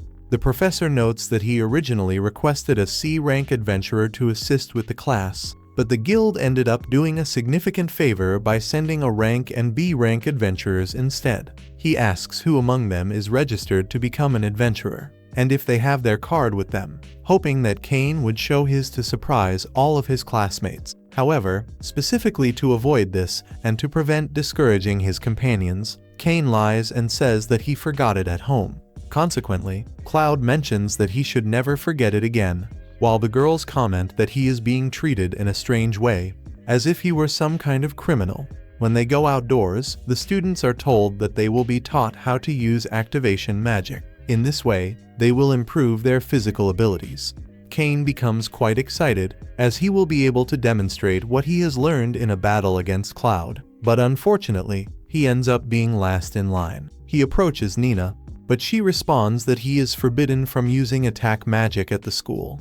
Thus, he ends up even more depressed for being unable to demonstrate his strength. Upon seeing him, Cloud mentions that the time is not yet right, as he must defeat all the students first to demonstrate his strength and be admired by everyone. And only after that would they face Cain, where he could show his power. However, things do not go as planned because just when they were about to begin, time runs out, leaving Cain very sad. He asks the professor when the adventurers will return, but he replies that they will not return because there is no budget, since a large portion was used for the repairs of the barrier and the wall that Cain destroyed. This causes Cain to lose hope of demonstrating what he has learned. At night, feeling very irritated, he goes to the forest and takes his frustration out on all the monsters that cross his path. He complains that Cloud is an idiot for not fighting him first and ends up destroying a large portion of the forest. The soldiers are frightened when they see the massive destruction. thinking it was the work of the Dark Prince, and they all rush to the location. Meanwhile, Cain, feeling better, leaves quickly but accidentally drops his handkerchief. When Garn arrives at the scene and observes this, he is quite surprised, but he later realizes that everything was the work of his son upon recognizing the handkerchief. The next day, the king asks Cain if he knows anything regarding the prince or if the gods told him anything. Given the great destruction in the forest, Cain pretends to know nothing, saying they should not worry. However, Magna mentions to the king that they must cooperate with other nations to face such an enemy. Cain says there is no need for that, as he is certain it will not happen again. The king then asks if he is hiding something, but Cain gives an intimidating look, and the king apologizes for the disaster he caused. Meanwhile, in the forest, due to all the destruction, the seal holding Aaron prisoner weakens even further. Afterward, we find ourselves at the Royal Academy, where on this day they are not holding magic classes, but rather summoning classes. They eventually call Cain, but being accustomed to not being allowed to participate, he tells the professor that he will study alone again. However, when he is about to leave, the professor stops him, saying that today they will not be performing magic attacks. Therefore, he can participate this time since he felt very excluded. It is mentioned that the academy brought an expert to teach on this day. He normally works as a palace mage, and his name is Rappi. He begins his class by mentioning that there are two types of magic summon. The first is when a bond of friendship is established with a monster, thus forming a contract, similar to what Cain did with Seth, as he saved him when he was gravely injured and therefore cared for Cain when he was exhausted. The second method is through a magic circle. In this way, the professor will not only teach them, but also evaluate their summons. He mentions that even if they cannot control the summoned monster or make friends with it, the magic circle will simply disappear. However, this is not entirely true, as we remember how Cain was almost killed by his first summoning. He shows them some papers with magic circles and tells them to attempt their first summons. Upon trying, many manage to summon adorable creatures, such as a mouse, a parrot, and a rabbit, while another boy manages to summon a massive beast, but it simply ignores him and leaves, as he does not have enough mana to dominate it. Nevertheless, the fact that he managed to summon such a beast is impressive, so he must continue training to increase his magic and one day be able to establish a contract. After everyone finishes their summons, it is Cain's turn, who becomes frightened at the thought that he could summon a massive monster. However, it is said that he should not worry, since if he does not want a contract, the creature will simply leave, so he can concentrate all the magic he wants. However, this was his worst mistake. Cain raises his hand and ends up summoning the high-ranking demon, who proclaims himself as the Prince of Darkness. To prevent his classmates and teachers from seeing that scene, he blinds them using an intense flash. Upon hearing his name, he thinks it might be a servant of Aaron. The demon, seeing that it was a mere human who summoned him, uses his magic to scan his statistics and approaches him, but ends up falling to his knees asking for forgiveness for his behavior. He submits to Cain, saying that he will be his subordinate because, according to the creature, he is the chosen one of the gods, and that he will be delighted to destroy any nation he desires with all his demonic power. But Cain refuses, as he does not want to destroy any nation, besides not needing his demonic power. The creature says that his name is Seth, and that if they make a contract, he will respond immediately when summoned. Cain asks that he please not call him the chosen one and only by his name, something that he accepts and then disappears after they sign the contract. The worried professor asks if the creature said he was called the Prince of Darkness, so Cain responds that yes, but he did not want to make a contract, thinking that this would avoid many problems. However, later the king scolds him again, demanding that he tell the truth since he knew everything that happened. Cain apologizes and tells him about the demon, but the king demands that he tell the whole truth and stop hiding things. So he reveals that he actually summoned the Prince of Darkness, causing the king and the others to almost have a heart attack. They ask what to do with him, since knowing the fellow, they doubt that he made it disappear. Cain then tells them that he made a contract with him. The king asks if he does not know what self-control is, since if the demon had become irritated, he could have destroyed the entire capital. As usual, Cain apologizes for his imprudence, mentioning that by concentrating his magic, the circle demanded more and more, and that he never imagined that something like that would come out of it. They are impressed, as summoning the Prince of Darkness is not easy at all and requires an absurd amount of mana. The king thinks that perhaps this is due to the training with the first king and asks him to show his inhuman statistics, emphasizing that everything they see in that room cannot leave there, as it is a state secret, and if they tell anyone, the punishment will be execution. Then Cain shows his statistics and everyone is impacted upon realizing that now he is a demigod, as his statistics are immeasurable, while everyone praises him for being a demigod, mentioning that with those titles they should call him Cain the Magnificent, but he asks them to please continue treating him the same way. The king asks him if by any chance he has no intention of destroying the kingdom, or rather, the entire world, but he responds that he would never do such a thing, mentioning that Seth himself told him the same. With this, the calmer king says that they will continue treating him as usual, but he knows that with those statistics, if he asked for the kingdom, he would have to hand it over. He says that nothing there can be revealed, and mentions to Cain that he will summon an audience to promote him to Viscount, handing him an entire city, and upon succeeding, he will formally announce his engagement to Telestia, besides not interfering in their relationship, making it clear that if he is not capable of protecting a city, much less will he be capable of protecting an entire nation. After that, in his mansion, Sylvia rejoices upon seeing the news and asks which region will be handed over to him, but they respond that it has not been informed yet. They only know that it is very close to the capital. At that moment, his butler informs him that his brother is in Gracia, and alerted his father that there are signs of an attack coming from the forest of monsters. He quickly meets with his brother, who rejoices to see him, informing him that the number of adventurers attacked has increased greatly in recent months. Therefore, he decided to send high-rank adventurers to investigate what is happening, revealing that the number of monsters has increased and they are enraged. He mentions that years ago the same thing had already happened, and according to the records, it seems to be identical to that occasion, commenting that he spoke with his father about sending many adventurers from other guilds, but since it is only an indication, there is not much they can do.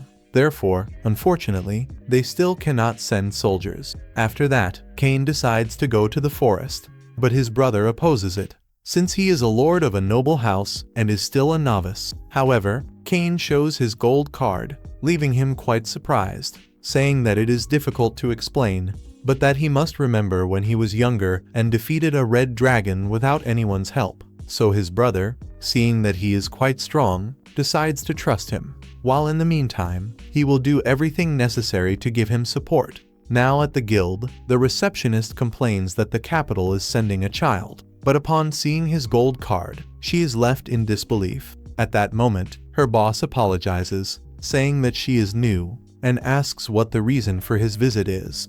He tells her that his brother is the city administrator and said there are problems in the forest of monsters. She reveals that signs of attacks are increasing, and that no one can approach the forest, as the monsters seem to have gone mad and there are more and more injured people. At that moment, Milalina appears, and they are happy to see him again. He says he is there because it is his hometown, and his brother is the administrator, so he asked for his help with the monster problem.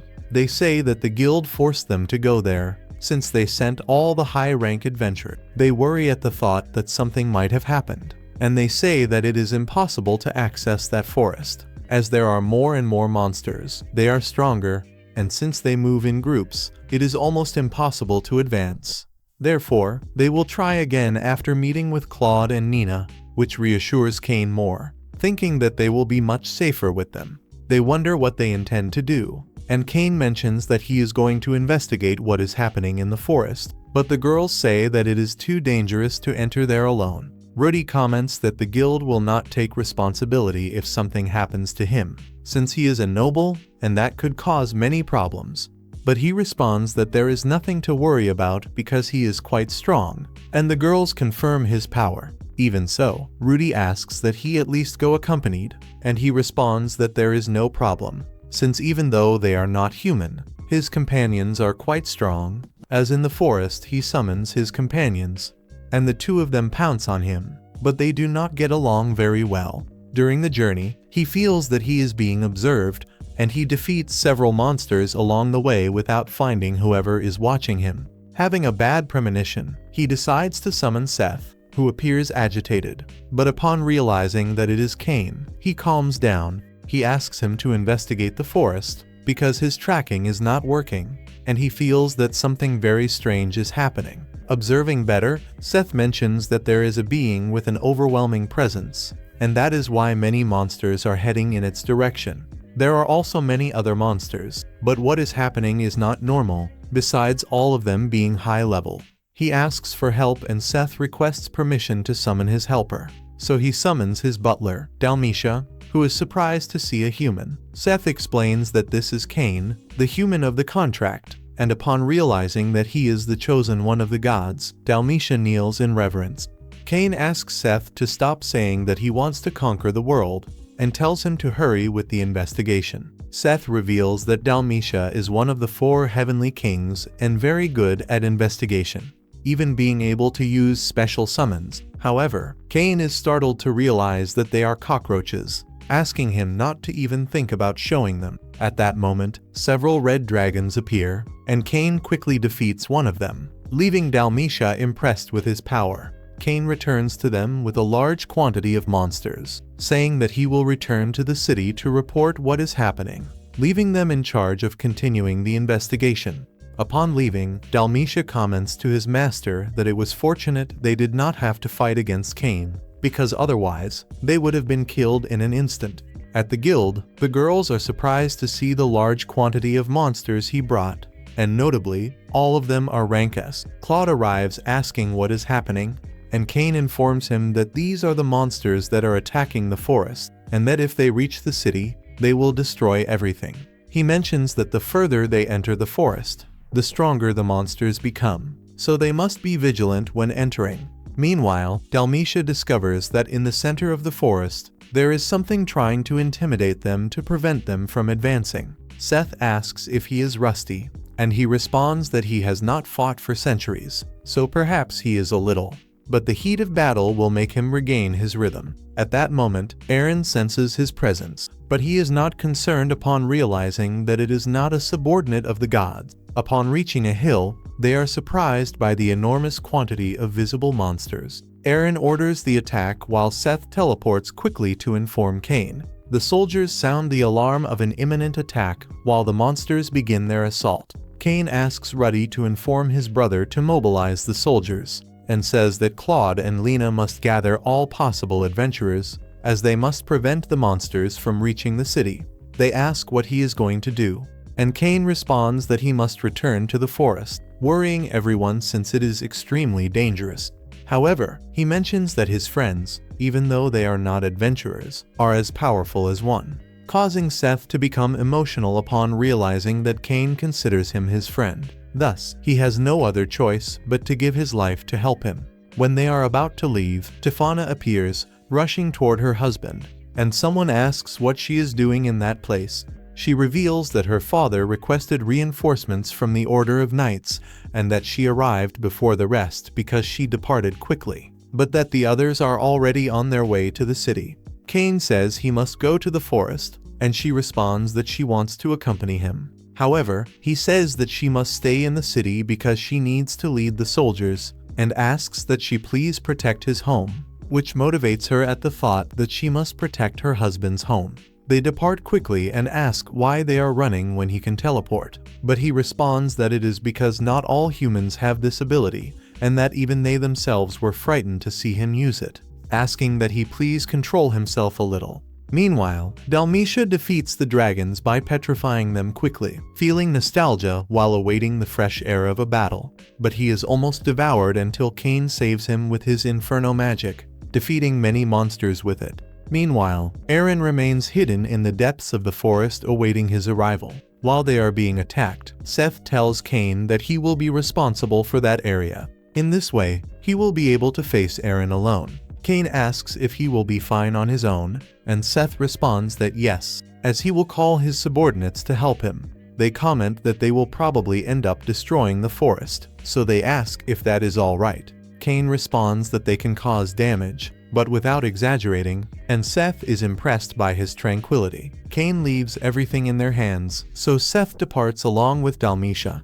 The entire city is being evacuated. Tufana tells her friends to protect the citizens from the monsters. Claude asks if there is any sign of them. Then they explain that the monsters do not stop increasing. The situation is very dangerous, so Millie wants to investigate the forest. Claude asks what she is saying, and she responds that they cannot depend only on Cain's strength. They do not know how many monsters are out there, and even the professor wants to act. These words convince Nina, so Claude becomes irritated with her imprudence. But without having a choice, he decides to accompany her. He wonders if his wife loves him, and she responds that yes, obviously. In this way, everyone goes out to contain the monster invasion. Seth, on his own, summons his other servants, and they ask how they can help him and why he calls the 4 heavenly kings.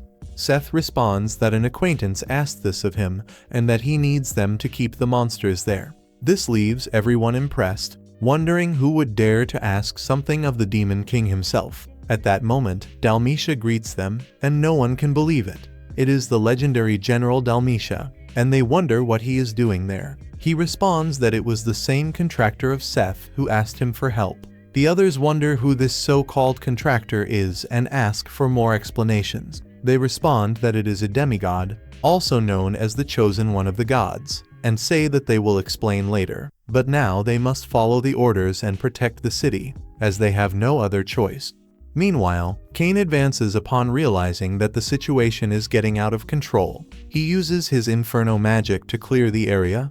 Then he is attacked by a kind of dark plague, and finally he finds Aaron. Aaron says that as a pet of the gods, Cain arrived faster than he expected.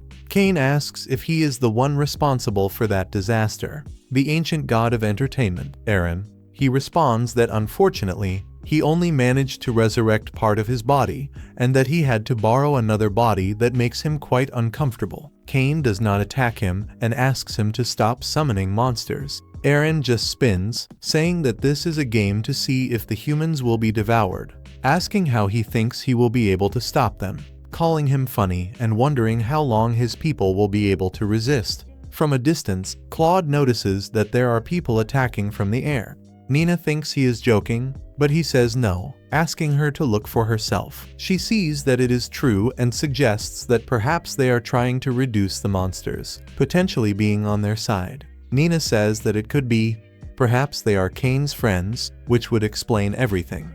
At that moment, they inform Seth that there are too many monsters, so he orders them to eliminate as many as possible and leave the rest to the humans. Nina uses her search ability and realizes that they are approaching. There is no more time to talk, so the red-haired girls ask to go to the front line. Meanwhile, Aaron tells Cain that it is sickening, as those eyes are the same as those of the humans who sealed them years ago.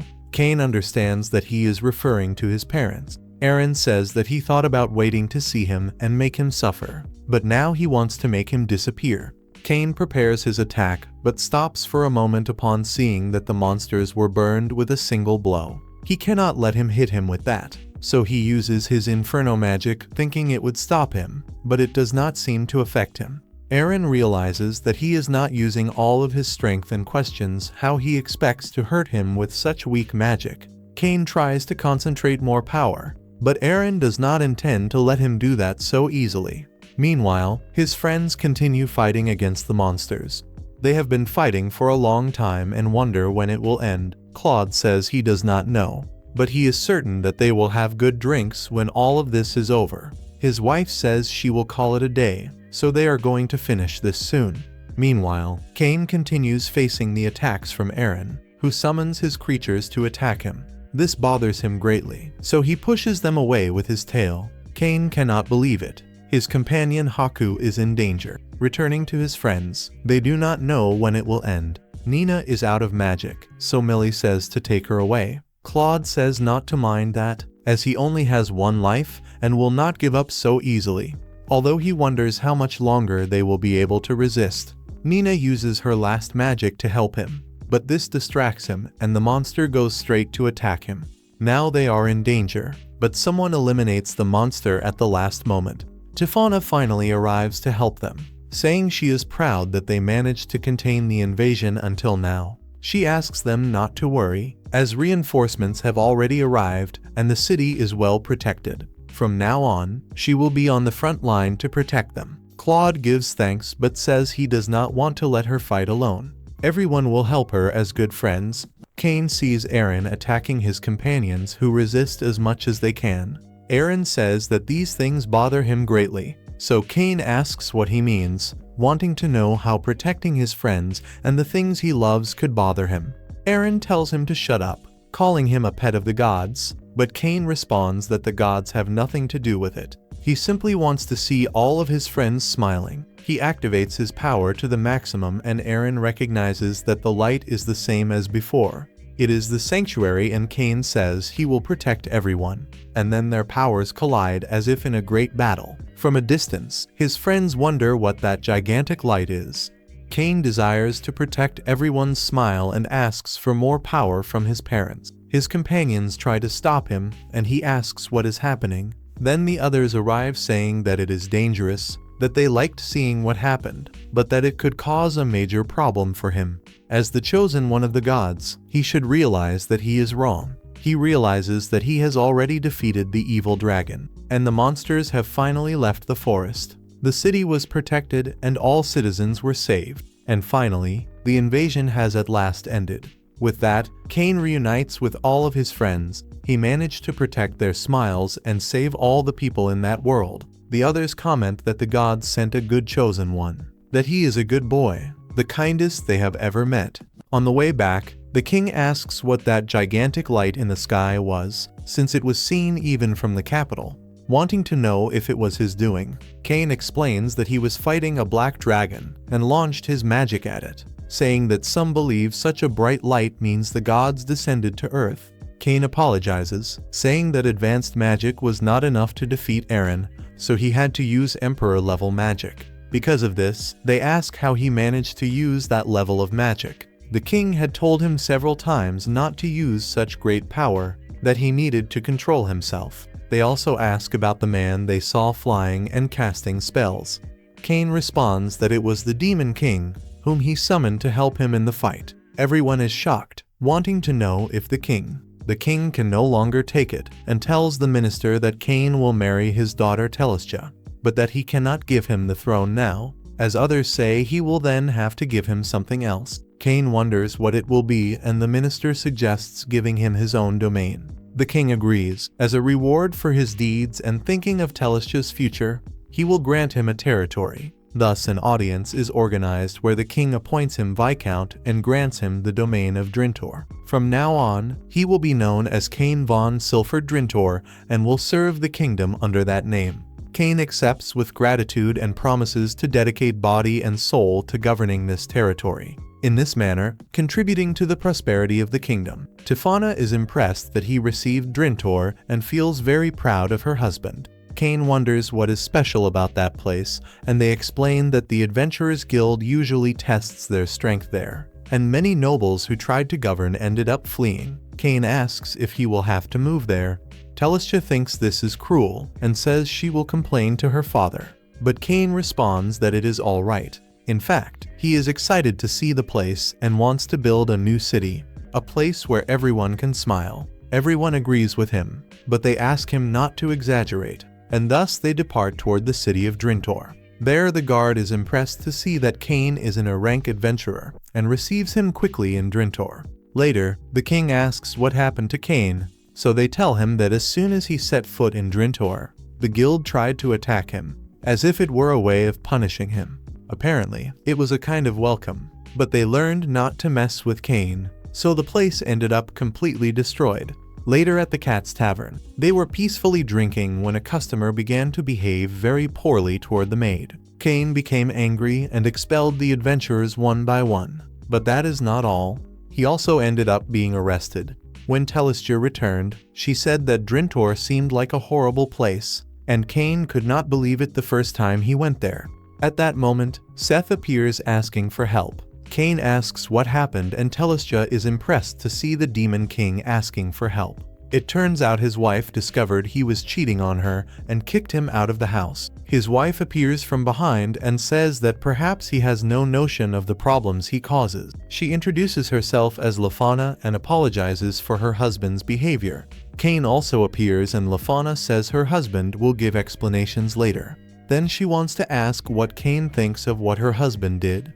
Cain responds that it is undoubtedly unforgivable, and he cannot believe how he could think of another woman while having such beauty at home. He calls her beautiful and Seth comments that before the marriage she was very sweet. She responds that someone who cheats has no credibility. Probably he also said beautiful things before they married, saying that she was the only one and that he would love her forever. After marriage, cheating is not an option. Cain does not understand why he feels bad if he did nothing wrong. These words please Lafana, as it was exactly what she wanted to hear. If Cain ever cheated on those two girls, he already knows what would happen. And Cain says he understands. He tells Seth to return home and Seth asks if he was forgiven. Cain responds that it is only for this time because they are being observed. Thus they return to their world. Continuing, it is mentioned that Cain complained to the church, as they were demanding many offerings. Besides, there was also a problem with the underground guild that attacked the priest in the shadows, but Cain was already there and expelled them easily. He really did many things, and that is not enough. For example, he built a wall out of nowhere. This made Hinami and another goddess ask if everything is alright. He responds that there is no problem, as Cain still has many things to do for them. The girls are impressed to learn that he built a castle even more impressive than the king's. Perhaps he exaggerated a little. Cain asks if they only realize this now, and they ask why he wants that castle. And that is how the anime ends. Do not forget to leave that like, subscribe to the channel, and if you have made it this far do not forget to comment dragon. A kiss from Bat-Kun.